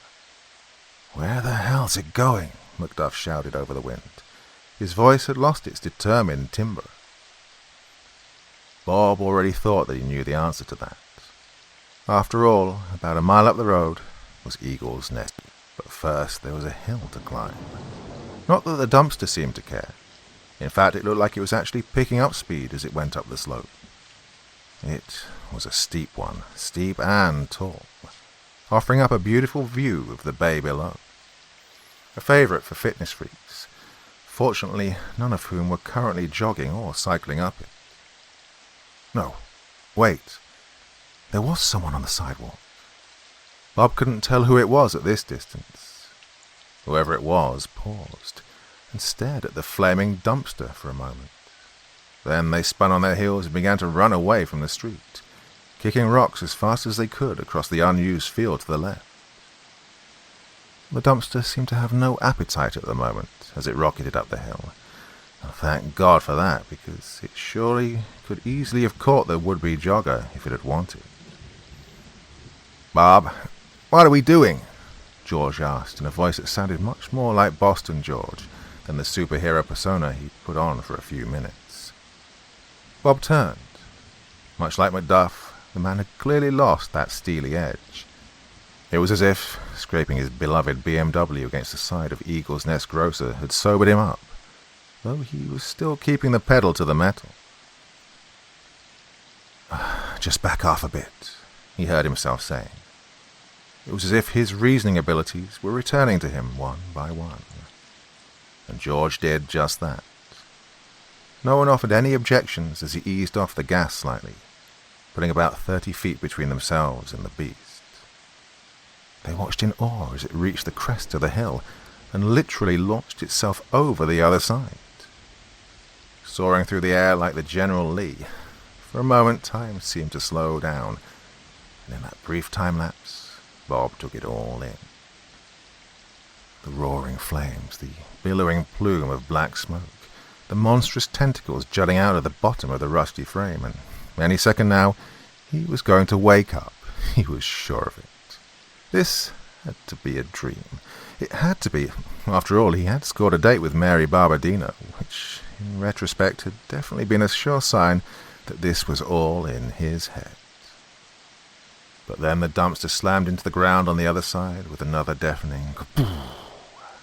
The impact was so strong that it shook the car, and in that moment Bob knew that all this had to be real, for nothing can sound that loud in a dream. Now, on the downward slope of the steep hill, the dumpster began picking up speed. The tentacles hardly had to do any work at all as it flew down the hill toward the bay, putting more distance between them. "Jesus!" Greta said breathlessly from the front passenger seat. The smoking thing became a blur of speed and a flickering flame as it rolled downward. The thing's sheer weight, in combination with the wheels, allowing it to accelerate to incredible speed. It cleared the remaining distance between itself and the entrance to the bay in a heartbeat, smashing through the gate like paper mache. Thankfully, there was no heavy equipment in its path, and as they rolled down the hill, they could see the dock workers scattering. Bob honestly couldn't tell if the dumpster had hit anyone, on account of that goddamn plume of smoke. By the time Lassie was crossing over the ruined fence, the dumpster had reached the edge of the land. It rolled across the dock, a far more sturdy construction than the bridge over Bluefish, and then it went off the edge, soaring out over the water. The unbelievable momentum the monstrosity had gained on its mad race down the hill caused it to launch more than 20 feet out over the water before the rusty wheels touched the surface. Then, as if to further defy reality, the dumpster skipped across the water like a stone, bouncing once, twice, and then, on the third time it hit the water, physics finally kicked in, and it went tumbling. Flaming trash exploded outward in an awe-striking display as the dumpster flipped end over end. Bob couldn't be sure, but between the flames and the white spray of water, he could swear that he saw the dark outline of some massive thing fall out. A second later, the dumpster lost its momentum and sank like a stone. A 2-ton stone, that is. A great plume of bubbles and roiling water rising up in its place. The group pulled up close to the dock and got out. Behind them came the sounds of men shouting, and behind that were the sounds of rapidly approaching sirens. The 4 companions just stood there in silence for a while, staring out at the water. The afternoon sky was reaching its zenith, casting the bay in its golden light. Well, it looked picturesque, though Bob guessed that it would be some time before anyone went swimming in the bay again. Absolutely amazing work, Deputy. Father John's words startled Bob out of his trance. He turned to see the priest rapidly approaching with several police officers and other emergency responders. Bob noticed that the little man no longer had his pink cape. "You got here awful fast," he heard himself saying, an accusatory tone in his voice, though he didn't know why. At this, the priest quirked an eyebrow, then let out a laugh and clapped a hand on the deputy's shoulder, having to reach upward to do so. "Your actions and quick thinking harried the beast off this land," Father John said, addressing the 4 companions. "Had it not been for your bravery, I'm sure this foul creature would have surely done more damage." The deputy just looked at the little man. He felt like he was seeing the priest in a new light. That smile that seemed perpetually plastered to the chubby man's face suddenly appeared more forced than genuine. It was as if... Officer Maxwell. Bob turned to see Lieutenant Ryan George, who he guessed was now the current ranking commanding officer, fast approaching. "What the hell happened here? Where's the sheriff?" The line of questioning was not intended to be intimidating. There was panic in Lieutenant George's voice. He was not a man used to being in charge. Bob began to explain all the events leading up to the docks. He told him about Sheriff Copper being eaten, about the chase down Surplus Street, and then Washington. As he spoke, Bob watched Father John slink off and disappear out of sight. Slink? No, that wasn't the right word for it. For all their brief encounters, and by all accounts, Father John was a pleasant man, known for his charity work, volunteering at the local soup kitchen. In fact,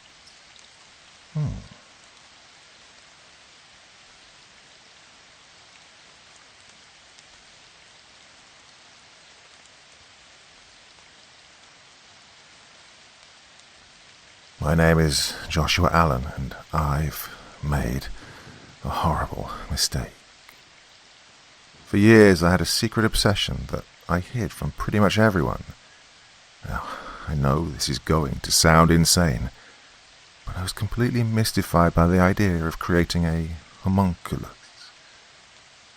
I know a lot of you have probably seen the YouTube videos of some loser using a chicken egg, but those are all fake. There was this one Russian guy who may or may not have done it right, but he ended up dead, so who knows. Anyway, I started doing some research, and I came up with the Book of the Crow. Now, the actual text is an undated work written by Plato. There's no way I could get my hands on the original, but I was able to locate a first edition, handwritten, translated in Greek. It took months to find a legitimate seller on the dark web. Well, before I go any further, I just want to say the deep web isn't as bad as some people make it out to be. It's just like anything else in life. If you go looking for horrible shit, well, you find horrible shit. And I say this because in order to get most of the materials I needed, I had to spend a lot of time there. And for the most part, I never saw anything I didn't want to see. Don't get me wrong, there are some really dark places to be found, but for the most part it's just an open market. It's up to you where you shop. Once I had the book, it took about a week or two to have it translated. What I ended up with was a list of items, ingredients, and very specific instructions on how to complete the task. What I'm about to share with you are all of the actual items I used. Now, I did have to go to some really dark places and meet with some truly sketchy individuals to get this stuff. But here it is. The magician's semen. The sunstone elixir, human or animal blood, 1.5 gallons. A cow or a ewe of breeding age. Sulfur. A large magnet. Green tuita, a sulfate of iron. A large glass or lead containment space. Well, I went with glass because lead's way too expensive. Now, in this little segment I'm going to leave out some very important details because one of these things is enough to be too many. Next you'll need the proper amount of sunstone elixir to be mixed with the semen, being sure to keep it at a precise temperature until thoroughly combined. As soon as that's complete, inseminate the host. In this case, a cow.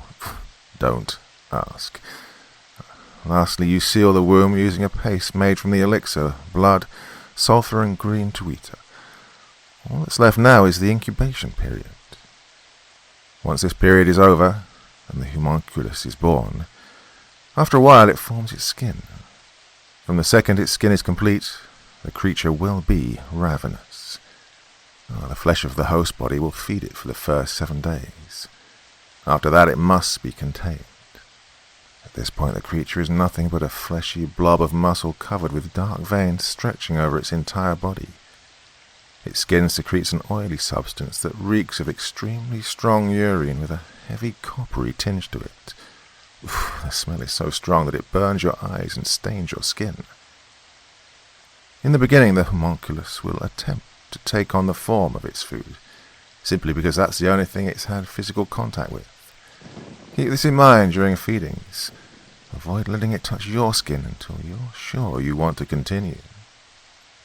Now, the size of the homunculus directly relates to the size of the host. Now, homunculus literally means a little human. Most people misunderstand this statement and believe homunculus to be small creatures, while this couldn't be further from the truth. The statement actually refers to the fact that the creature has a little human DNA, therefore making it a little human. The first time I fed it was intense. I didn't really know what to expect. Its first meal was a raccoon that I caught using some traps I put out by the trash cans. The second I dropped the raccoon into the containment space, it went on the attack. It arched its back and hissed before lashing out at the homunculus, striking it, then jumping back and preparing for another attack. And then something happened. The raccoon froze as if someone had pressed the pause button, stuck in mid-hiss. Drool started pouring out of its mouth and its body began to twitch rapidly before it fell over on its side, stiff as a ball. That's when I saw it move for the first time. It oozed slowly towards the raccoon. I honestly thought it was dead until the homunculus made contact. The raccoon screamed and went into convulsions as the creature slowly covered it. That horrible odor intensified. It was overpowering. My eyes burned and my tongue went numb. Bile rushed up the back of my throat, forcing me to swallow hard to keep myself from vomiting.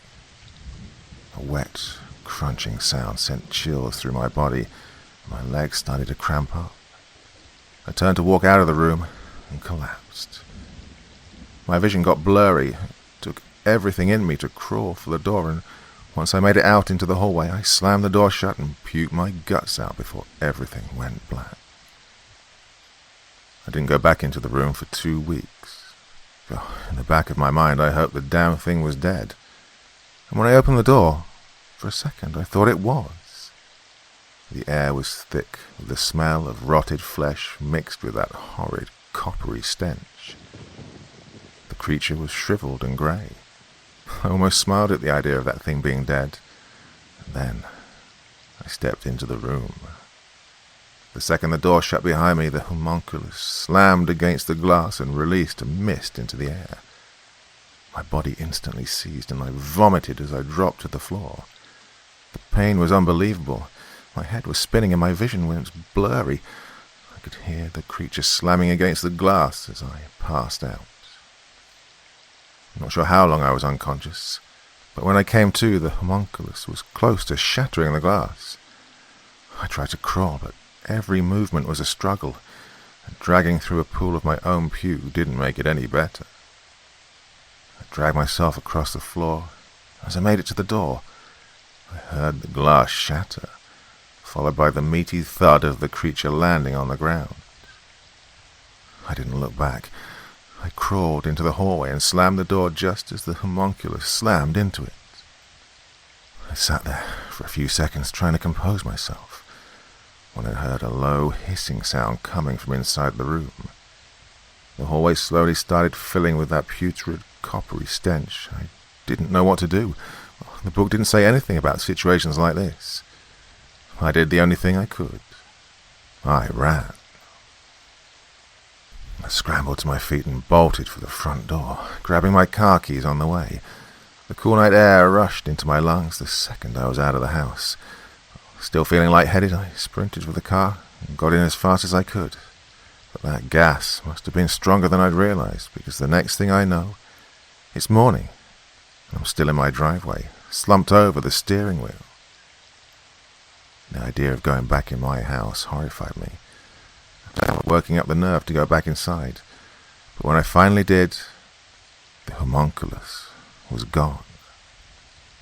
That evening, the Stewarts' 10-year-old daughter Eliza went missing. The Stewarts live on my street, 3 houses down from me. Eliza was out walking the dog along the bayou that runs behind the neighborhood when she vanished.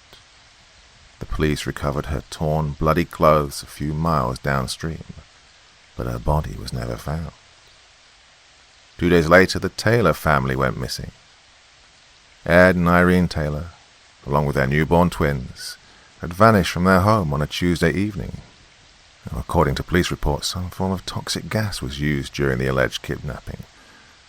There was blood and signs of a struggle, but once again no bodies were found at the scene. According to the news, several officers were rushed to the hospital. After entering the home, officers were taken ill and began to vomit before passing out.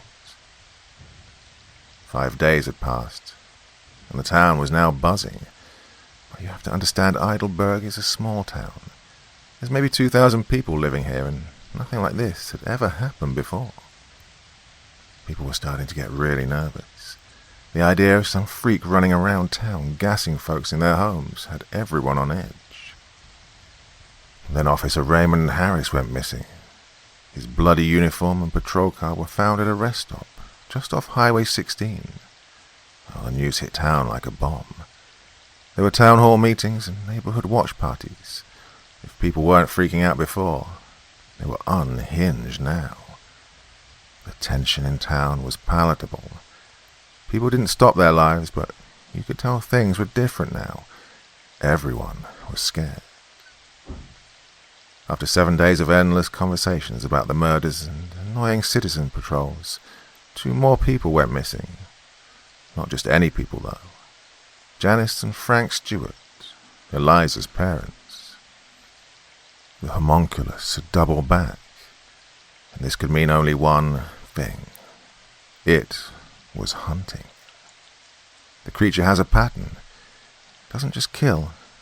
It erases bloodlines. Once it finds food it likes, it will hunt that line until it's all gone. At this stage, it will have chosen a suitable host form. This also meant that I knew where it would be going next. It took the whole Taylor family at once, so there's no reason to go back there. So it was going after the Harris family next. Now, before I go any further, I need you to understand I'm not chasing this thing to save the day and be the hero. Hell no. I need to get within eyesight of the thing in order to initiate the blood bond.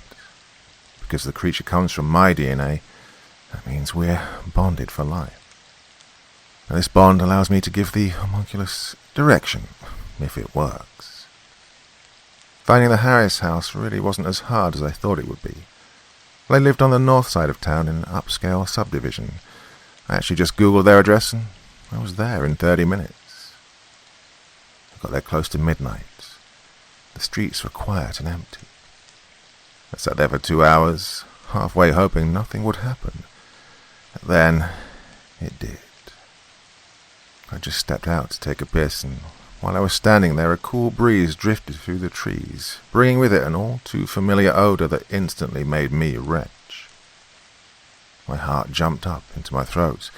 Screams cut through the silence, and gunfire erupted from somewhere inside the Harris house. I zipped up, narrowly avoiding disaster, and then ran for the house. More screams and more gunshots echoed through the night as I closed the distance. It felt surreal. I was so close. The second I stepped on the front porch, my lungs were assaulted, my legs instantly buckled, and I dropped to my knees. My eyes rolled back and my tongue went numb just before I puked and fell over on my side. As my vision slowly faded to black, I could hear only two sounds. The wet cracking of bones breaking through flesh, and police sirens somewhere off in the distance. I woke up in handcuffs, being checked out by paramedics. The minute they said I was okay, I was arrested. Now, obviously, I didn't tell them the real reason I was there. I told them my girlfriend had just broken up with me, and I was out for a drive to clear my head. I'd stopped to take a piss, and that's when I heard the gunshots. I ran over to see if anyone was hurt, and that's when I got sick and passed out. Well, it took a while, but finally they believed me and eventually released me. I found out later the entire Harris family had gone missing. Both grandparents, the son, the brother-in-law, and the widow, all missing, believed dead. The body count was now 13, and the police had nothing. The whole town was going apeshit. People didn't feel safe in their own homes, so they started doing lock-ins.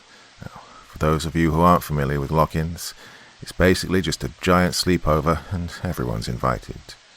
It's a horrible idea if you ask me, but community unity seems to make people feel better, so more power to them, but I won't be there. With the streets being empty most nights, it was easy for me to drive around looking for anywhere the creature might be held up, but I wasn't finding anything. I was just about to wrap it up for the night, decided to grab a cold six-pack and a fresh box of smokes. I was walking back to my car when somebody blindsided me. We both slammed into the side of my car and then crashed to the ground. What the f*** is wrong with... I stopped. It was Allison, my ex-girlfriend. Her clothes were torn and covered in blood. She was crying and frantically looking around. Oh my God, Joss, you have to help me. There's something chasing me. Please, you have to get me out of here. She was stumbling through her words. Seeing her so horrified almost made me smile a little, but well, I fought the urge and got up off the ground, helping her up as I got to my feet. What's going on, Allie? Who's chasing you? Well, she didn't really give me an answer until we were driving away. Thomas and I were going to the lock-in when we caught a flat. We were on the side of the road when Thomas was changing the tire when it happened. First, there was this smell that made me sick. When I went to check on him, he was passed out. Well, next thing I know, something rushed us and grabbed him. She paused as the tears started rolling down her face. I tried to grab his arm. I tried to save him. Allison broke down. She couldn't even finish her sentence.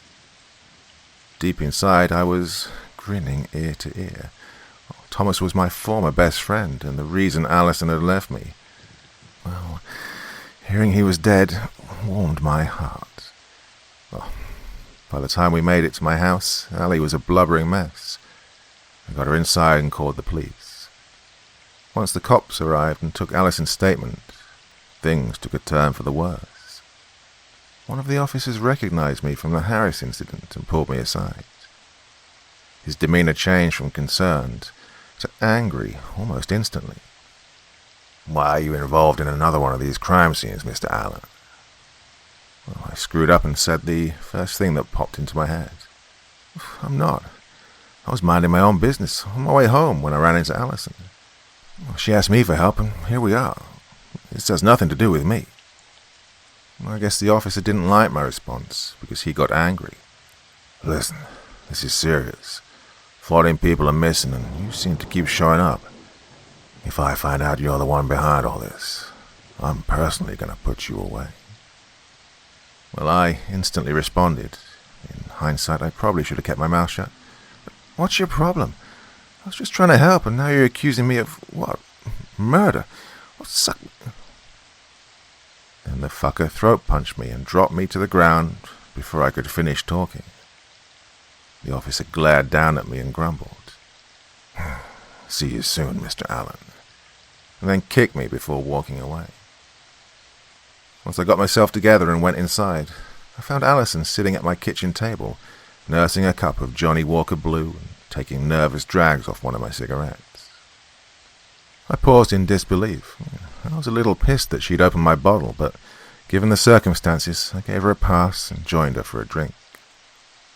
I poured a nice cup before taking a long sip, draining the glass about halfway, and then took a seat. "Alison, I need you to tell me what you saw out there. Anything you can remember might help." Allie took another long drag off her cigarettes and looked at me with tears streaming down her face. "I'm not crazy, Josh. I know what I saw. That thing was horrible. It looked like a bear with no hair. Only it was way too big, and that smell, oh, good God, that smell. Just thinking about it makes me want to throw up."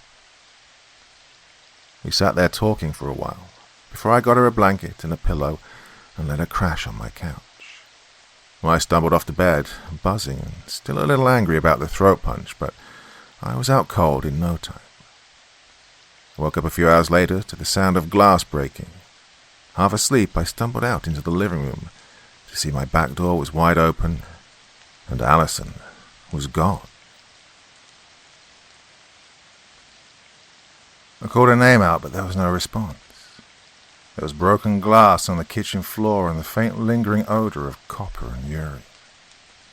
I rushed over to the back door and spotted her standing in the corner of my yard, facing the tree line, talking to herself. "Alison, what are you doing? I think you should come back inside." Alison slowly turned to face me, half lying and crying at the same time. "It's him. It's Thomas. He's alive. I can't believe it. He's alive." I glanced over her shoulder, but I didn't see anyone. "Alison, I think you should come back inside." I stepped out into the yard and slowly approached her, reaching out to grab her hand, but she stepped back and started laughing. "Don't you understand? He's alive. Thomas is alive." I took one step closer before she turned and bolted off into the woods, laughing. I chased her, struggling to keep sight of her in the dense woods, and she eventually lost me. I ran for a while longer before I was blindsided and sent flying through the air, slamming into a tree before crashing to the ground. A low growl rumbled through the darkness around me. I could hear something moving, stalking me from the shadows as I rolled over and sat up. A low hissing sound made me wince as that coppery stench filled my lungs and my body seized up. I vomited in my lap as Alison stepped out of the shadows. Her skin was slick with sweat, and an inhumanly wide smile was stretched across her face. She walked over to me and knelt down, running her fingers through my hair. "I'm saving you for last." Her voice became distorted as she spoke to me. Her body began to spasm uncontrollably. She stood and stepped back. I sat there frozen, watching in horror, as she, or should I say it, reached up and tore off her lower jaw, leaving a gaping hole. Its tongue flopped around wildly, spattering blood as it slapped against her chest. Clouds of mist wafted into the air from the creature's body as it roared. Alison dropped to her hands and knees as her bones started snapping, shifting beneath her skin. Huge clumps of flesh began to slough off, splattering on the ground as what remained of her skull expanded and split, revealing jagged, sharp teeth. Its face now resembled a Venus flytrap made of flesh and bone. The creature slurped up the slurry of melted flesh and hair before turning its attention to me for just a second before it ran off into the darkness, laughing. I laid there for hours until the gas wore off. By then the sun was peeping through the trees, warming my face as the cool morning air slowly cleared the fog from my brain. When I was finally able to stand and walk home, I staggered out of the woods to find my house overrun by police officers. I was arrested and probably would have been charged for murder if it wasn't for my neighbor, Mr. Murphy, telling the cops he saw Thomas Gentry trashing my house before stealing my car. Even though I wasn't charged with anything, I was held at the police station for the next 2 weeks on unrelated warrants and eventually released. I'm saving you for last. I woke up screaming. It's been 2 months since the Homunculus escaped. 27 people are missing. I've tried my best to get help, but that's kind of hard to do without incriminating myself. Everyday life has become a paranoid scramble for safety, and up until now I've avoided getting swept up in the insanity. Then I got invited to a lock-in. Now, on any other day I would have declined, but the woman who invited me was incredibly hot. How could I say no? Now I know there's other things I should be doing, but you've got to cut me some slack here. It's been a while. In any case, she ditched me 30 minutes after I got there, and I spent the rest of the night camped out on top of the bleachers. It was around 2 in the morning, and I was watching a movie on my laptop. Everyone in the room was pretty much asleep. We were all camped out in the gym of the local high school. Where I was sitting, I could see the whole room. A young girl was running through the room, weaving between the cots of sleeping people that lined the floor. She didn't seem to be bothering anyone, but it was kind of odd that someone her age wasn't being looked after. I watched her playing for a few seconds when she suddenly stopped and slowly turned to face me. The second I saw her face, I recognized her. It was Eliza Stewart. My blood ran cold. I watched as she raised a finger to her lips and shushed me. A hideous, toothy smile stretched across her face. Her shoulders slumped forward and her body started to tremble, but she never took her eyes off me. And that's when the smell hit me and I realized what I'd been doing. The homunculus had just gassed the entire room.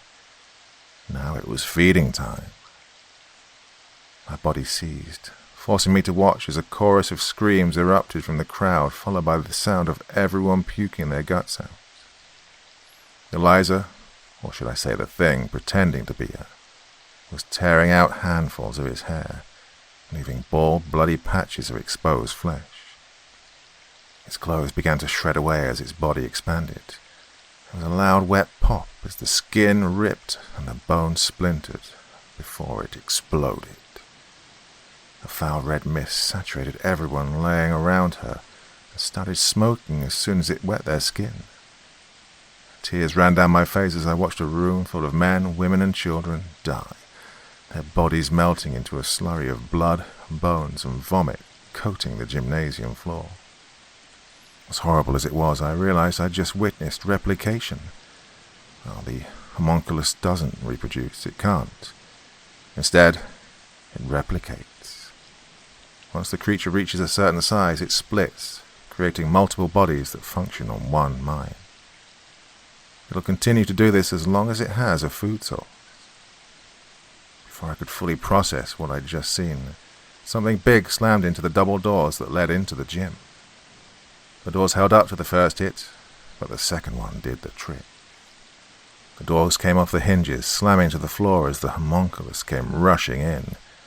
It had doubled in size since I last saw it. It instantly scooped up a mouthful of the putrid sludge that was coating the floor, bones and all, and then began chewing. It turned its attention to me with chunks of flesh and sheets of skin dropping from its teeth. I swear it smiled at me before tearing off its own arm and tossing it up into the bleachers a few feet from where I was sitting. I watched horrified and amazed as the dismembered arm lost its shape, reverting to its original blob state before starting to violently spasm and release another cloud of that rancid-smelling gas. It twitched and contorted rapidly, taking a human form right in front of me. Within minutes, Ali's naked form sat up and smiled at me. I wanted to scream. I wanted to run. I wanted to be anywhere but there, but I was paralyzed. Ali tilted her head back and screamed before rushing up to me, stopping just inches away from my face. We were eye to eye now. Oh, it would have been amazing if it weren't so utterly terrifying. It was her down to the tiny freckles across the bridge of her nose, an exact replica. In the background, the sound of that thing crunching and slurping its meal off the gymnasium floor filled the air. God, it was all I could hear, but she was all I could see. She leaned in close and whispered to me, "It's not your turn." And everything went black. I woke up in the woods behind my house just before dawn, the sound of police sirens echoing through the trees, bringing me back to reality. I lay there, staring up at the sky, my clothes wet and heavy with blood, the horrible stink of that thing in the air, and all I could do was smile. I got up off the ground and walked back to my home. By the time I got there and cleaned myself up, the streets were alive with police and emergency vehicles. I put on a pot of coffee and stepped out onto the front porch. After what I'd just seen, there was no way I was staying put. I went back inside, poured a cup of coffee, and started packing a couple of bags. I got online, rented a car, then called a cab to get me to the Avis on the other side of town. It was still early when I got there, so it wasn't open. There was a 24-hour diner across the street. I stopped there and grabbed a bite to eat, bacon, eggs, and toast with a double stack of pancakes and another cup of coffee. I was halfway through my breakfast when I heard some tapping on the window behind me. I turned around to see an old man I didn't recognize staring at me. A strange grin on his face as his tapping turned to banging his fist against the glass and screaming, "Saving you for last," over and over, getting louder each time. The waitress called out to the cook, "Dale, one of those homeless guys is here banging on the glass." A short older guy came charging out of the kitchen, clutching an aluminum bat and cursing as he made his way towards the front door. Just as he stepped out onto the sidewalk, the old man stopped banging on the glass and ran away, laughing.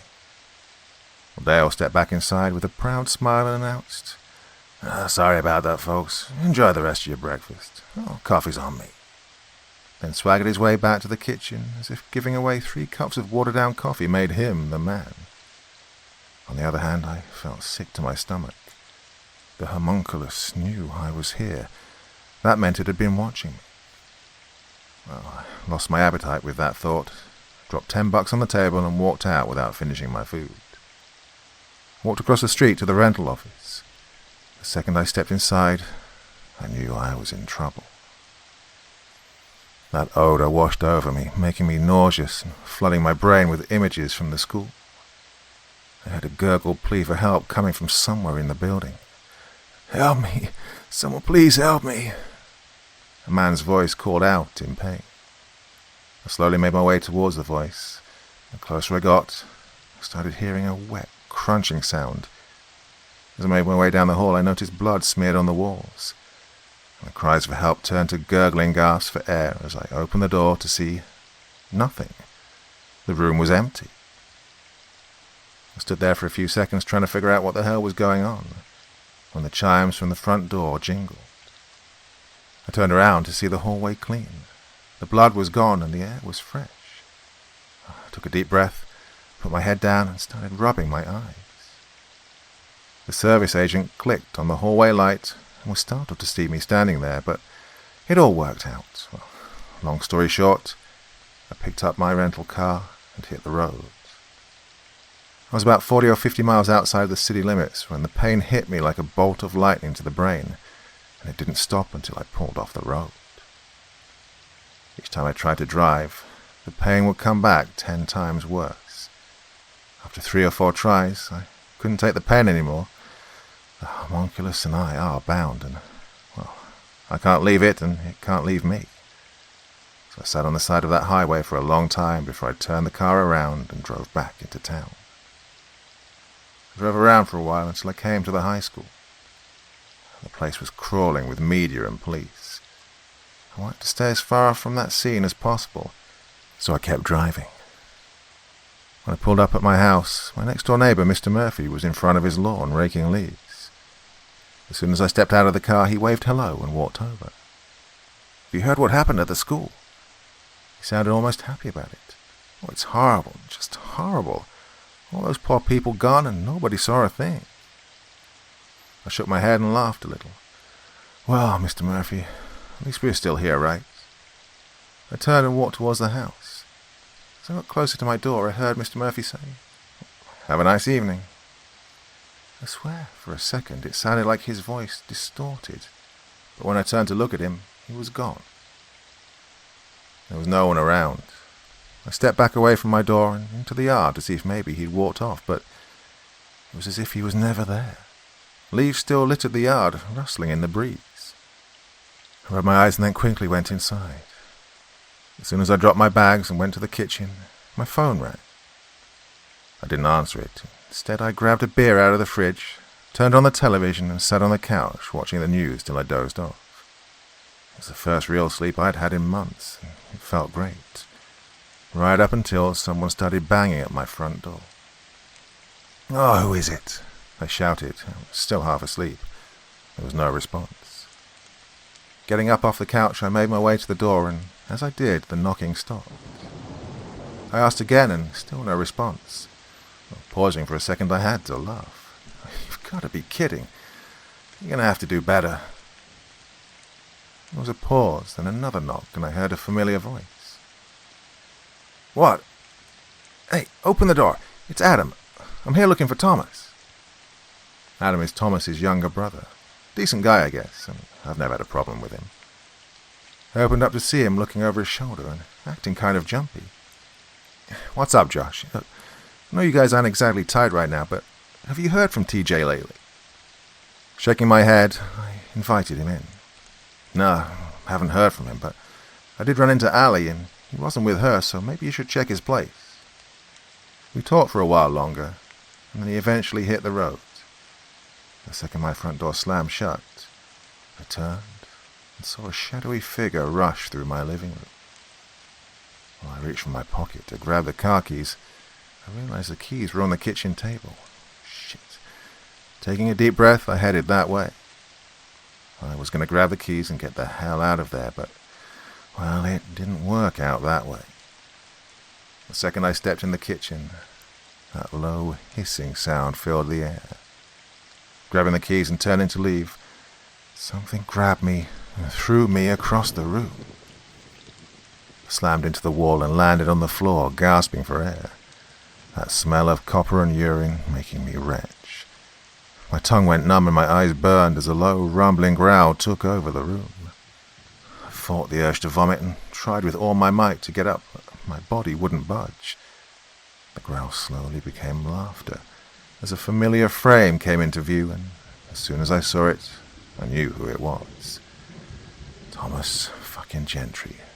Of all the people to imitate, the homunculus had chosen him. It stood there looking down at me for a few seconds, then tilted its head back and sniffed the air before finally speaking.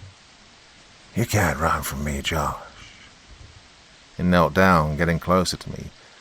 Leaning in close, it licked the side of my face.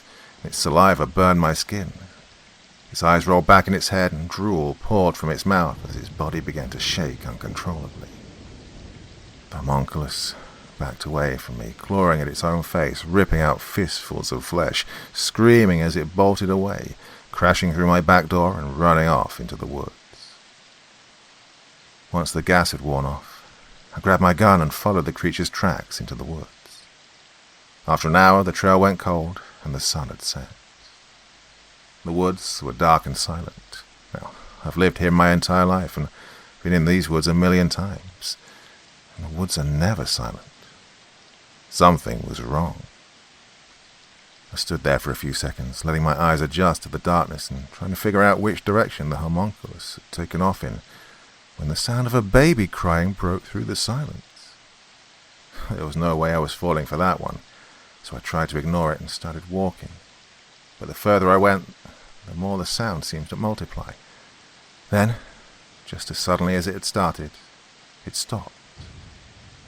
The sound of something small skittering through the leaves caught my attention. I looked around trying to spot whatever it was, and then I saw it. A baby's face peeping around a tree, looking at me. It opened its mouth and let out a cry, that same one I'd heard before. I backed away slowly as it leaped from behind the tree. It walked on all fours. Its hideous, deformed body was covered in what looked like quills. It screamed again. Its body quivered and its skin split, revealing that fly-trap-like skull underneath. I shot the damn thing and it exploded, sending quills flying in every direction. The quills ripped through my clothes and punctured my flesh, sending a burning sensation through my body instantly. I ripped out a handful of them and screamed, "Fuck!" As I did, dozens of eyes lit the darkness around me. I fired a few more shots and then ran. My legs were going numb and it was getting hard to breathe. I could hear them chasing me, crying out in the dark. I stumbled and fell as they closed in on me. I rolled over and shot 2 more of them, just like before they exploded, launching more quills, tearing into my flesh. I gasped for air, and my vision went blurry, and then everything stopped. A low, heavy growl filled the air. That horrible stench wafted in on the breeze as it got closer. My hands were trembling and my vision was blurred. I'd have to let it get close before I could take a shot, one that I didn't want to miss.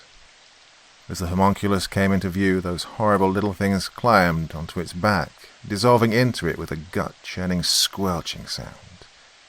The homunculus let out a roar that shook the ground beneath me, and then spoke. "Set me free." It was standing directly over me, rearing back and preparing to take its first bite. Oh, it took everything in me to raise the gun and fire. Its head snapped back and it slumped down on top of me, reverting to its blob state, pinning me to the ground, smothering me. Oh, I couldn't breathe, I couldn't move. My vision faded to black, then silence. "Clear." Electricity surged through my body. My eyes shot open, and I took in all the air my lungs could handle. My body was broken and bloody, but I was alive. Paramedics and police were everywhere. Apparently someone saw me run into the woods carrying a gun and called the police. "Where is it? Where is it?" I asked frantically as they loaded me onto a stretcher and carried me out to the woods. They thought I'd been mauled by either a bear or a mountain lion, but I'd been found alone. I was in the hospital for 2 days before I got my first visitor. A tall, bald guy with a scar that ran down the side of his face, from his forehead to his chin. He walked in and stood next to my bed for a second, before he spoke to me in a distorted, familiar tone. "Saving you for last." He smiled a wicked smile, then turned and walked out of the room, laughing.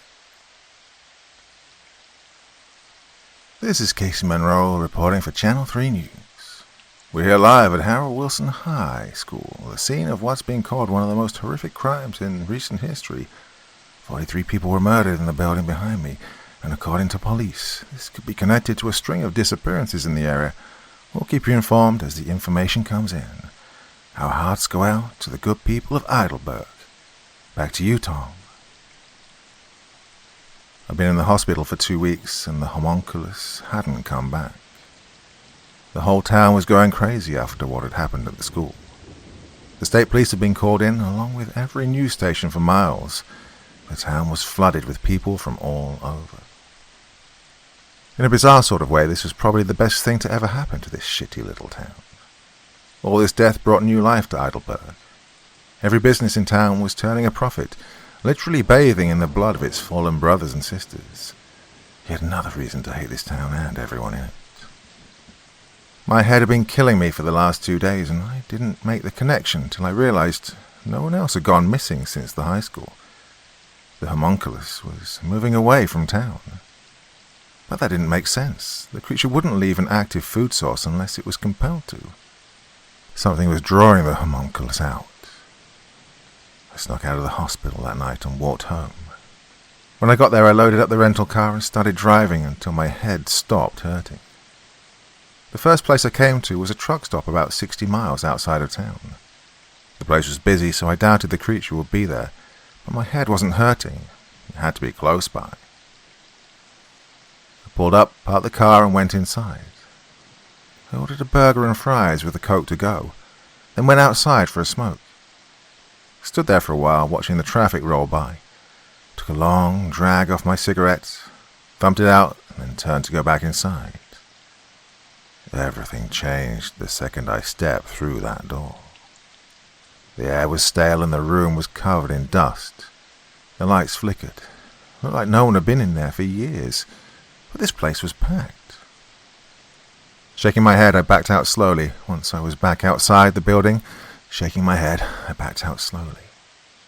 Once I was back outside the building, it changed to a dilapidated shell. The neon signs now sun-bleached, broken and scattered around the empty parking lot. I rushed to my car. I was almost at the door when the sound of wet feet slapping the concrete behind me made me turn around. No one was there. I backed up until I bumped into the car. Popping the lock, I hopped in and peeled out of that lot as fast as humanly possible. I drove a few miles up the highway till I found a Fleabag motel and got a room for the night. It took forever to fall asleep, but when I did, it didn't last long. A loud boom shook the room and startled me out of my sleep. I sat straight up in the bed looking around for a few seconds until I heard someone running, followed by another boom, as whoever it was slammed into the door of my room again. I grabbed my gun and rushed to get a look. I made it to the window just in time to see a bloody, skinless man-thing slam into my door and explode, sending a wave of blood splattering across the window. They kept coming one at a time, until the door finally gave way and they came spilling in. I fired off a full clip. Every time I shot one of those things, they exploded, spraying the room with a black, viscous liquid that reeked of rotting flesh. And when my gun went empty, I used it to club the shit out of a few of them before they overran me. I struggled. I fought until I couldn't fight anymore. But there was nothing I could do. They pinned me to the ground and started to regurgitate a flesh-coloured fluid all onto me. When they were done, they let out a simultaneous roar and then fell over, dead. Now I say dead because the second they hit the floor, they started dissolving into a shit-coloured nightmare. So yeah, I'd say they were dead. But while all this was going on, the puke that had me pinned to the floor was getting heavier and starting to move. The instant it oozed off me, I sat up gasping for air, and the second I did, that fucking thing let off a cloud of gas that I took deep into my lungs. I backed up, gagging, still gasping for air. Every muscle in my body burned, then locked up. I was forced to watch the Homunculus cannibalize its replicas, then take form, but it wasn't complete. It had no hair. Its skin was thin and pale. It was literally weeping that oily secretion to the point it looked wet. It had no facial features, just eyes and a mouth. It started laughing as its skin turned grey and began to shrivel away. A pain shot through my brain as that thing dried up and went silent. All of these replicas were weak. They had to combine just to convey a single thought that meant the source body was getting further away, and this was a distraction. The Homunculus needed me to stay put while it made its escape. I tracked that thing for 2 weeks straight after that. I ended up in Missouri, in a little town called Holt Summit. Got into town late one night. I was exhausted, so I pulled off the road into a U-Haul lot on Summit Drive. Tried to get some rest. It was having the best dream ever, only to have it disturbed by the unmistakable sound of a police flashlight tapping against my window. "Is everything okay there, sir?" the officer asked while shining his light around in the car. Wiping the sleep from my eyes and taking a deep breath, I responded, "Yeah, everything's okay, officer. I'm just tired after being on the road a while." He looked around the car for a few seconds, then asked for my license and went back to his cruiser. After a few minutes, he came back and handed me my license. "Okay, sir, there are a few hotels on 54, he said, pointing back over his shoulder. "I suggest you find one of them and get off my streets." He then handed me my license and walked away. To be honest, I was avoiding hotels after what had happened last time, but a hot shower, soft bed, well, it didn't sound half bad. Nothing happened that night, to be honest. Nothing happened for the next couple of days, but that gave me time to reach out to some of the contacts I'd made, gathering supplies off the dark web. I contacted the guy who'd sold me the Stone Sun elixir. Now, I'm not going to lie, this guy creeps me out. He's not an overly imposing figure. He's actually a short, middle-aged guy with a shaved head, but there's something about him that makes your skin crawl when you talk to him. The only real strange thing about him is that he insists on being called Hermes. Long story short, Hermes agreed to meet me at Lake Mikey the next day. When I pulled up, he was already there. The strange thing was, there were no other cars in the lot, and I didn't recall passing any cars on the way in. I parked the car and got out, the entire time Hermes keeping his back to me as he looked out over the lake. He didn't react to me being there until I got a few feet away from him, and even then he didn't turn around. He just spoke. "Hello, Mr. Allen. Nice meeting you again," he hissed, still not turning to face me. "Yeah, whatever. Can we get this over with? I have a bitch of a headache and I just want to get back to my room." He chuckled and finally turned to look at me. "That blood bond is a raw deal, isn't it?"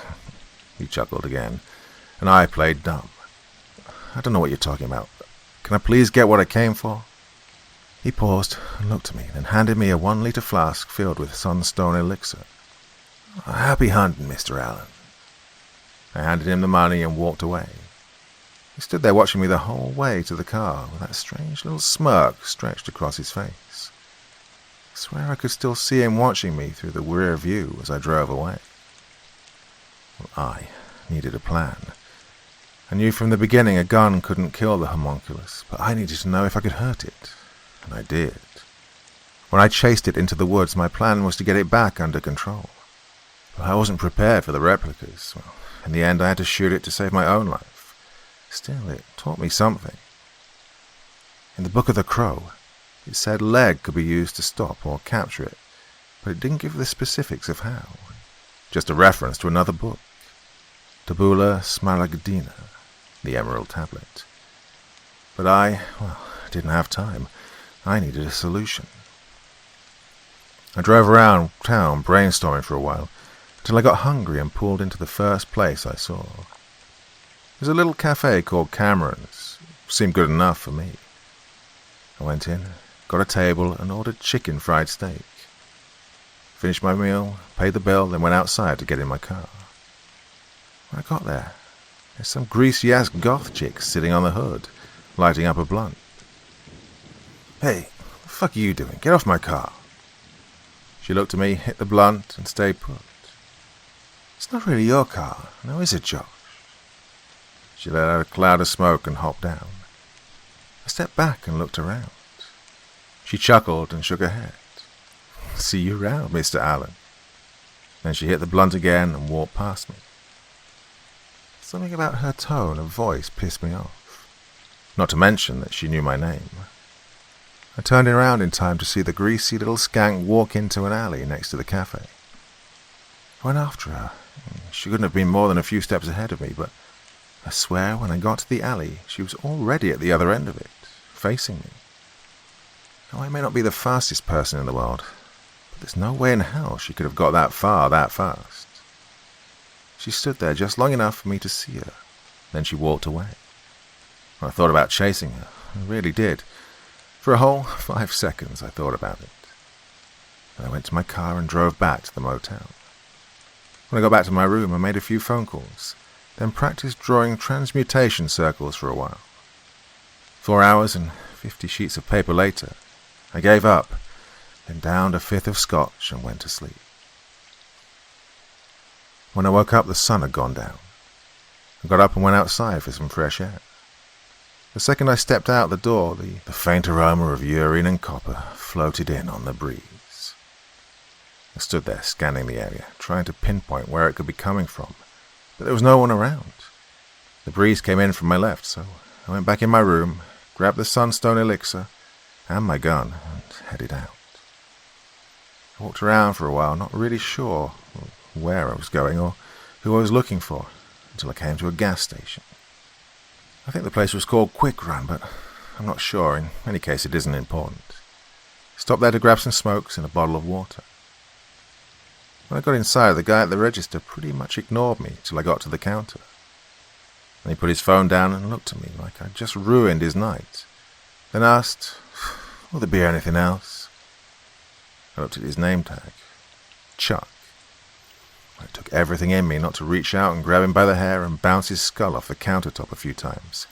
But instead, I took a deep breath and chuckled to myself. "Give me a pack of Marlboro Black 100s, Chuck." He shot me a hateful look, then turned to get my smokes.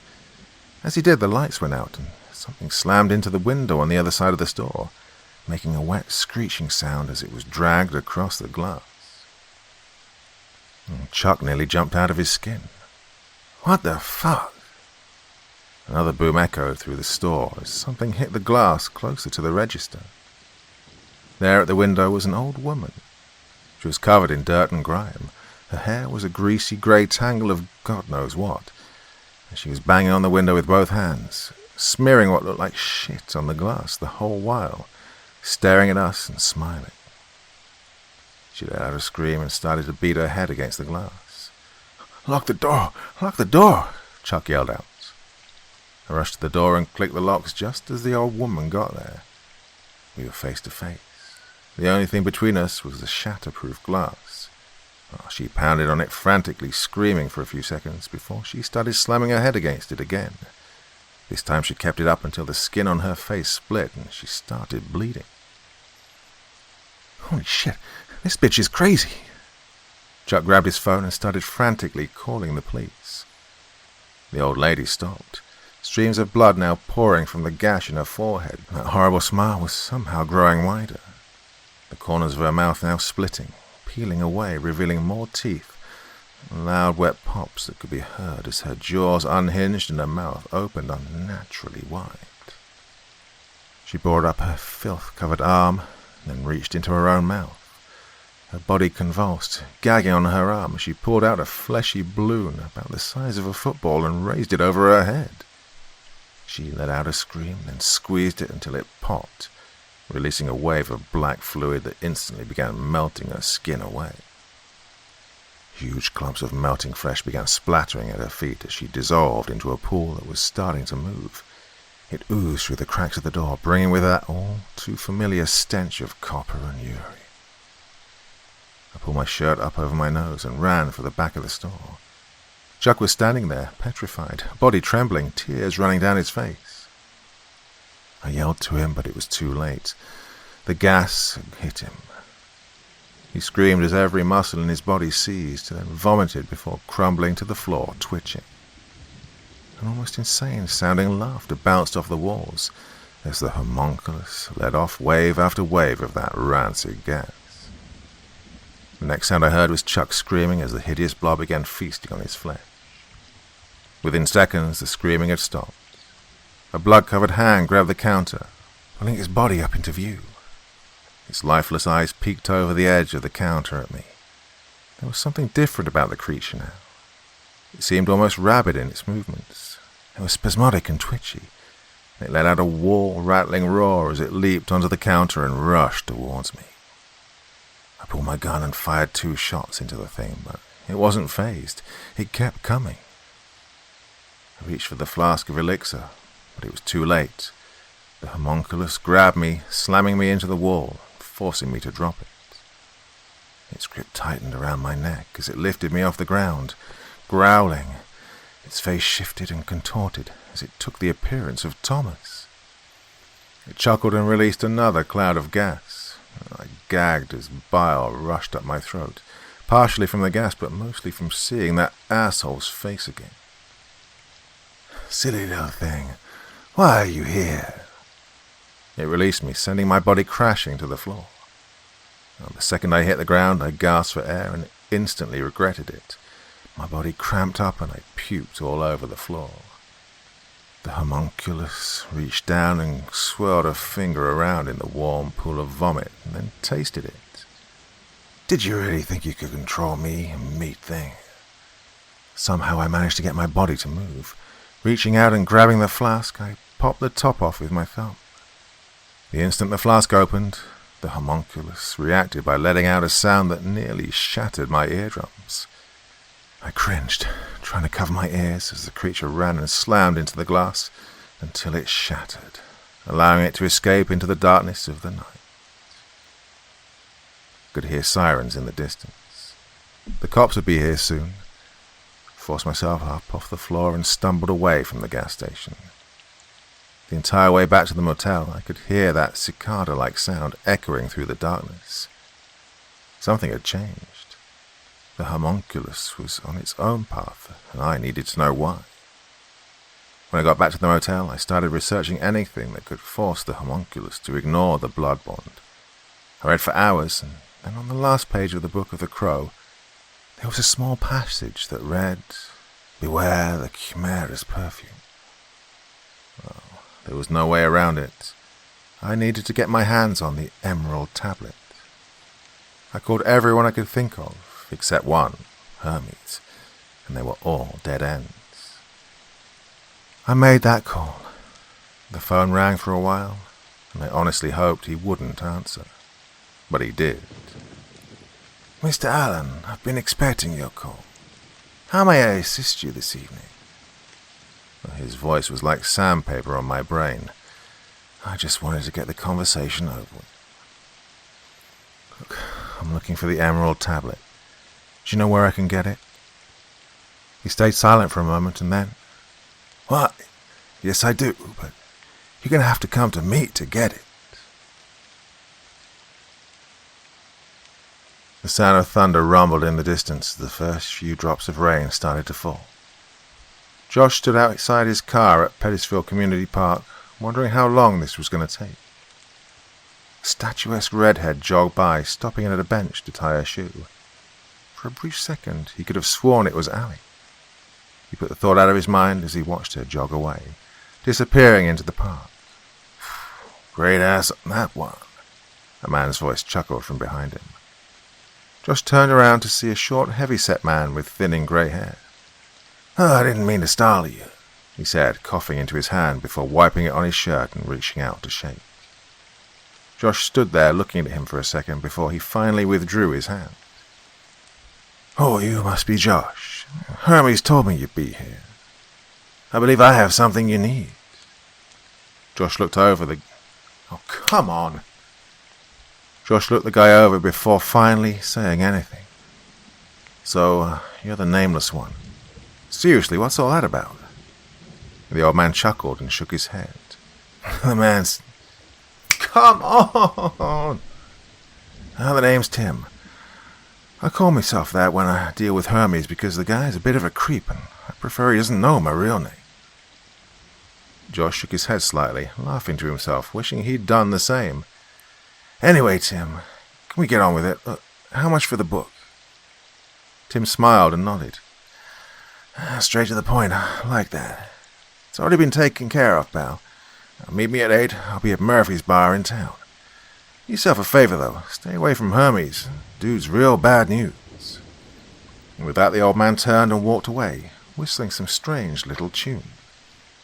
There wasn't much in Pettisville, so finding the bar was pretty easy. Josh got there a little early, ordered a drink, and took a seat in a corner booth facing the door. About halfway through his beer, Tim plopped down in the seat across from him, placing the book on the table. "Here you go, pal. Hope it does you some good. Oh, God knows it didn't do shit for me." Dim laughed, then ordered a couple of shots from the bar. "If you don't mind me asking, what do you need this thing for?" Josh finished off his beer, then took one of the shots and downed it before getting up from the table. "None of your fucking business. Now, have a nice night." He took the book and headed for the door, dropping a 20 on the bar as he walked out. He hadn't been paying much attention, but when a horribly familiar stench wafted in on the breeze, he realized his head hadn't hurt since getting into town. The homunculus was here. Josh popped the lock and tossed the book on the front seat, looking around the empty street. "Oh, shit," he muttered to himself, sliding into the driver's seat. "Where the hell are you?" He drove around town, hoping to spot any signs of the creature. If it was there, it had to be feeding, so all he had to do was figure out who the homunculus was pretending to be. He pulled off the road and took the flask of sunstone elixir from the glove box, then checked the pistol he kept under the seat. Before he could get back on the road, red and blue lights lit up the interior of his car as a patrol car pulled up behind him. "Oh, great," he muttered to himself slowly, placing both hands on the steering wheel. "Turn the car off and put your hands out the window," the officer ordered. "Now open the door and step out facing away from me. Put your hands up and walk backwards towards the sound of my voice, then get down on your knees." Once Josh was cuffed up and placed in the police car, the officer began conducting a search of the car. It wasn't long before he found the flask and the gun. The officer came back and placed both items on the hood of the car, then got on the radio, but before he could finish the call, something came rushing out of the bushes and slammed into him. The impact rocked the car and sent both the pistol and the flask tumbling to the ground. The struggle only lasted a few seconds, and the gut-churning sound of tearing flesh and breaking bones cut through the silence. Josh panicked. He lay back on the seat and tried kicking out the windows. With each thud of his feet against the glass, he could feel his body starting to cramp up, and that putrid smell was seeping through the vents, filling the car. Somewhere in the chaos, there was a moment where everything went still. Taking a deep breath, Josh mustered what little strength he had left and kicked the window one last time. Instead of shattering, it came off track and slid halfway down. Struggling for a few seconds, he managed to slide the cuffs underneath his legs and bring his hands up in front of him. The instant he sat up, the door was violently torn off, and he was yanked out of the car. The homunculus wasn't pretending to be human. Instead, its body was an amalgamation of deformities. Its skin was pale, nearly translucent, road-mapped with thick, dark veins. It was almost spider-like. It walked on 4 oversized arms, using its hands for feet. It didn't have what you'd recognize as a face. Instead, its bulbous, misshapen body was covered with eyes, and large dagger-like teeth hung from its undercarriage. Well, this was insanity. The source had begun creating its own version of life. There was no getting it under control now. Josh scanned the area, hoping to lay eyes on the flask, but there wasn't enough time. He had to run. Getting to his feet, he sprinted toward the only light he could see. There was no way he could outrun that thing. It was on him almost instantly. With one swipe, it knocked him off his feet and sent him tumbling into the open field next to the road. Josh gasped for air and desperately tried to get back to his feet, but another bone-rattling blow sent him back to the ground, a low hissing sound filling the air as that all-too-familiar coppery funk made his tongue go numb and his eyes roll back into his skull. Sirens in the distance almost put a smile on his face just before his body convulsed and everything went black. Josh woke up a few hours later in the county jail. He was charged for the stolen rental car. The rental service reported it stolen when it wasn't returned on time, possession of a firearm, and, last but not least, the murder of Officer Clark Landry.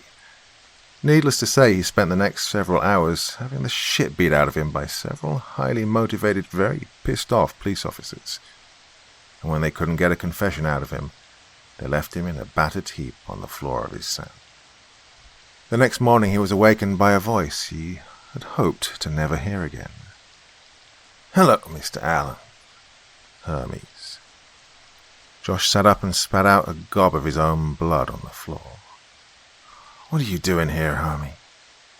The creepy little man looked round Josh's cell, then narrowed his eyes and frowned. "It's Hermes, Mr. Allen, and I'm here to make you an offer. I'll get you out of this little predicament of yours, and in return you'll give control of the homunculus to me." Josh chuckled to himself. "Look, I can't give you something I don't have. Besides, I'm in here for murder. You can't get me out of this one, Doc." Hermes checked his watch and smirked. "We have a deal or not, Mr. Allen? I don't have time to argue the details." Well, it was a no-brainer. Sit in jail for murder or pretend to give this freak what he wanted and walk away a free man. Josh agreed. "Fine, if you can get me out of this, you can have the damn thing. I just hope you know what you're getting yourself into." A smirk crept across Hermes' face. "I'm glad to see you're a man of reason, Mr. Allen. Now let's get you out of here." He reached into his pocket and retrieved a small piece of folded tan paper, then slid it into Josh's cell. "Unfold the parchment and place it on the back of your right hand." The unsettling little smirk on his face sent chills through Josh's body, but if it meant freedom, why not? The instant the parchment hit his skin, it dissolved into his flesh. A searing pain rushed up his arm as a glowing blue transmutation circle scorched itself into his skin. Hermes smiled and held up his right hand, revealing the exact same symbol on his palm. "You're now bonded to me. This bond cannot be broken. If you run, you die." He stepped into the hallway, and there was a loud clank as the cell door unlocked. There was no paperwork, no conversations. They simply walked out of the jail and got into a car that was waiting out front. Not a single officer so much as looked in their direction. Josh was blown away at just how simple it was, and the second the car door slammed, he just had to know. What the fuck's going on here? How did you pull that off? Hermes shook his head. "As you would say, Mr. Allen, none of your fucking business." He motioned to the driver. "Take us home, please, Lucy." Josh glanced over at the driver and recognized her instantly. The goth girl. It hit him like a ton of bricks. They'd been watching this whole time. He scratched his chin, taking a deep breath and turning to look out of the window. "So, what's the play here, Hermie? Who are you people? Some kind of fucked up cult? Bunch of rich people with a death fetish. Why do you want this thing so bad?" Hermes cleared his throat and scowled. "It's Hermes, Mr. Allen.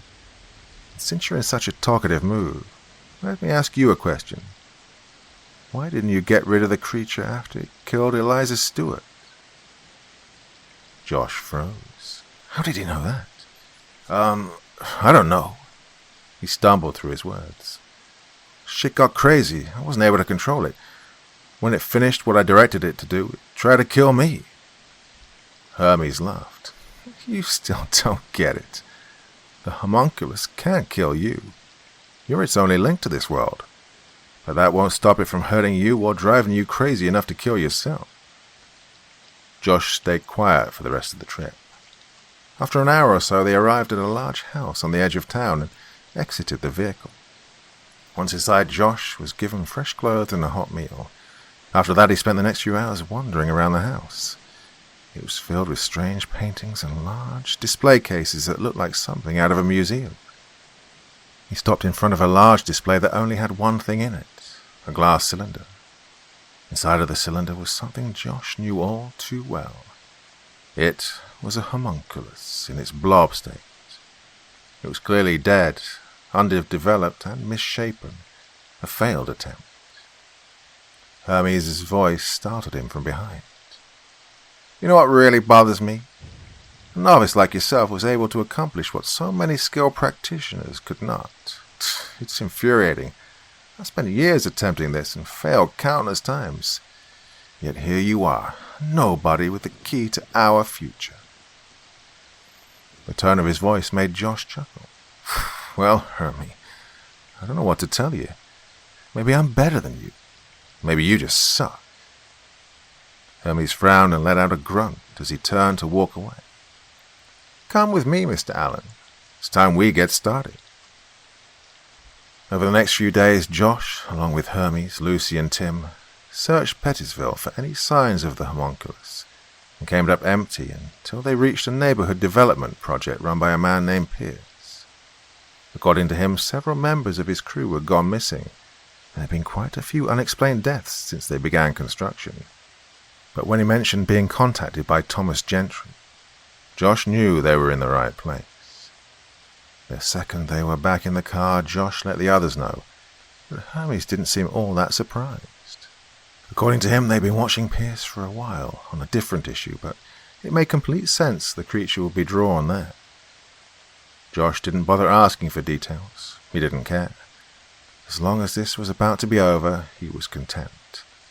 They made their plans and agreed to return that night to finish the job. The plan was simple. Hermes would take some of Josh's blood and mix it with the Sunstone elixir, and then inject himself. Once that was done, a single syringe would be filled with the combined blood and injected into the homunculus.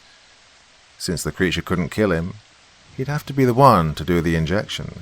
The others, Tim and Lucy, would be well armed and act as bait.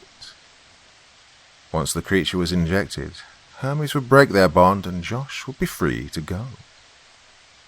The rest of the day flew by, and when the sun dropped, the hunt was on. Josh didn't like the idea of getting that close to the creature, and the fact that Hermes had never successfully birthed a homunculus was giving him serious doubts about the plan. Hey, Hermes, what makes you think this will work?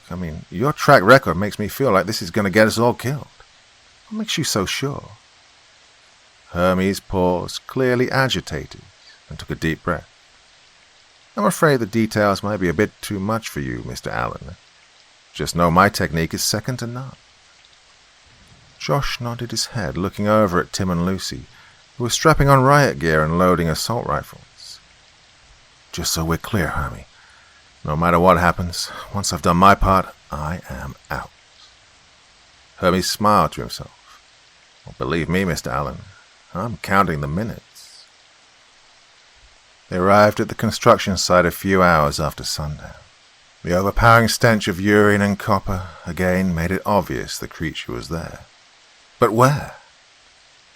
There were a lot of houses to check. Most were still under construction, but there were at least 1 or 2 homes on each street that were possibly occupied. They'd have to check them all. They strapped on their respirators and headed for the first house. The second they stepped into the front yard, things went wrong. There was a woman sitting on a porch swing, humming a little tune as she gently swayed back and forth. The instant she locked eyes on Josh, she jolted to her feet and let out a scream before charging off the porch. Tim was in front and let off a quick burst from his AR-15, dropping her but not stopping her. The second she hit the ground, her body convulsed as her bones exploded beneath her skin, tearing through flesh that was peeling away in bloody layers as screams became roars. Lucy rushed over and pumped a few more rounds into her, but it was too late. The alarm had been given. More were on the way. Hermes walked over and knelt down to inspect the replica. Absolutely amazing. You must share your secret with me, Mr. Allen. What you've done here is godlike. You, sir, have a true gift. Even through the mask, he sounded impressed. Tim and Lucy, on the other hand, weren't so enthusiastic about the situation. We need to get out of the open, Tim barked, as more figures approached from the far end of the street. Skinless, humanoid things emerged from the darkness, screaming as they ran full speed towards the group. What the fuck are those? Lucy yelled out as she opened fire on the incoming wave of replicas. Meanwhile, Hermes calmly strolled across the front lawn and vanished into the house. Josh slowly backed away, with Tim and Lucy distracted and Hermes undoubtedly hiding somewhere in that house. This was the perfect time to get out of there. He turned and bolted for the car. Between the bursts of gunfire, he heard Lucy yelling, "Shit, he's running! Get back here, you asshole!" Ignoring the thought of getting shot in the back, Josh picked up his pace and sprinted towards the road they'd come in from. For a second, he really thought it would work. until a searing pain surged up his right arm, and every muscle in his body contracted, and he face-planted into the concrete. Josh grunted through clenched teeth and tried to move, but he couldn't. All he could do was lay there, listening to the sound of Lucy and Tim catching up to him. "You owe me $20, sucker. I told you he'd run." Lucy jogged over to Josh and looked down at him. "You really are a fucking scumbag, aren't you?" She dug in his pockets, pulled out a 20 and handed it to Tim. "Now help me get him to his feet so we can get back to Hermes." Once they were inside the house, Josh's body returned to normal. Tim and Lucy had taken up positions, one watching the street and the other watching the back of the house. Hermes was pacing the floor excitedly. "This is incredible. Fully functioning replicants. The source body must be magnificent. You must tell me, Mr. Allen, how were you able to accomplish this?" Josh closed his eyes, rubbed his face, and chuckled to himself. "I followed the instructions. It's that simple, Hermes, no secret. I did exactly what I was told to, step for step, and it worked. The end. I don't know what you're waiting to hear." That look of excitement was replaced by anger. Hermes stopped pacing and held up his right hand, making a fist. Pain surged through Josh's body as a wicked smirk formed on Hermes' face. "You will tell me what I want to know, or you'll die in this place, Mr. Allen. Now, tell me." Well, he was nearly foaming at the mouth. Hermes then released his grip and stepped back as Josh collapsed to the floor. "Sooner or later the Homunculus will run out of clones, and the source body will come for you. When it does, I'll be waiting." Well, Josh laughed through the pain. "Bullets only work for replicants, dumbass. What do you think's going to happen when it gets here?" Hermes smirked and turned on his heels. "Well, that, Mr. Allen, is my little secret." Tim interrupted from the window. "Does anyone else hear that?" The room went silent for a few seconds, and somewhere in the distance they all heard it. A baby crying. "Shit," Josh muttered as he scrambled up from the floor. "Get away from the windows," he shouted just before Lucy chimed in from her post near the kitchen. "I got movement over here. Multiple targets moving fast. Holy shit, are those babies?" Lucy was cut short by hundreds of black barbed quills tearing through the house. Oh, she screamed in agony as the quills shredded her body armor and lodged in her flesh. The tip of each quill was leaking a thick, acidic liquid that was now being pumped into her by the dozen or so spikes that were sticking out of her body. Lucy gurgled and stumbled into the main room with everyone else. Her skin was turning purple as massive blisters rapidly erupted all over her body, spewing blood and pus. She gasped for air one last time before dropping to her knees and going silent. Distorted, childlike cries reverberated through the house as dozens of scouts poured in through the shattered windows. The scouts were about the size of a full-grown German shepherd, with the head of a human infant and the body covered in 2-foot-long barbed quills.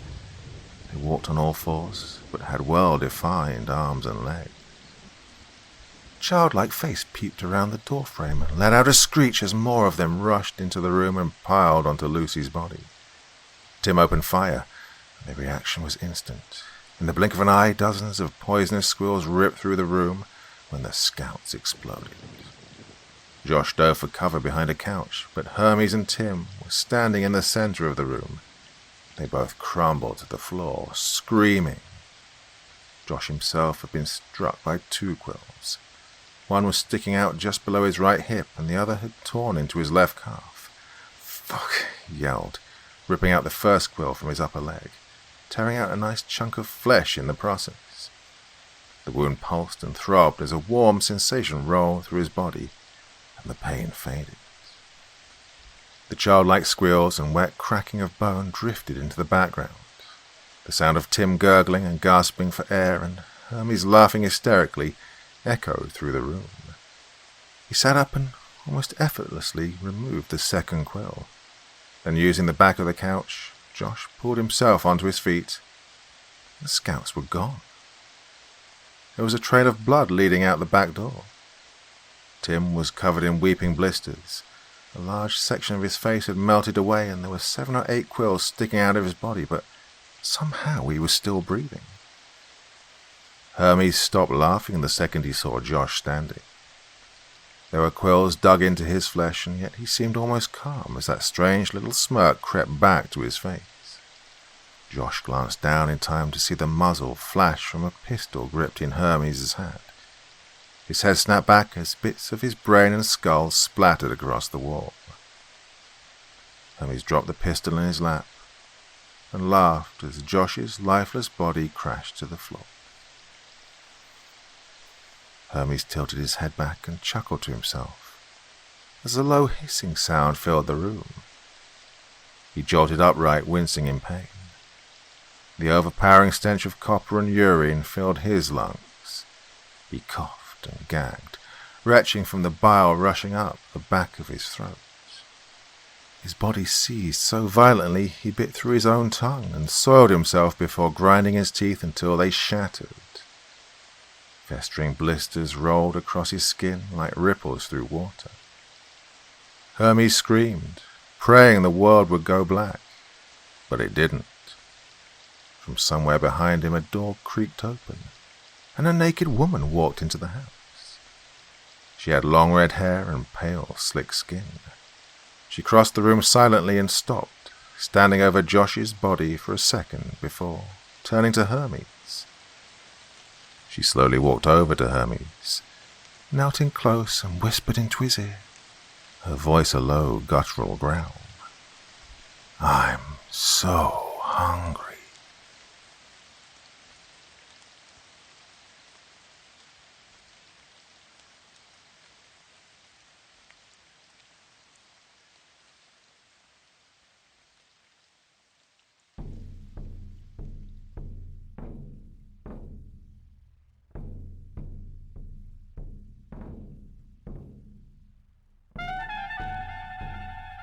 And so once again, we reach the end of tonight's podcast.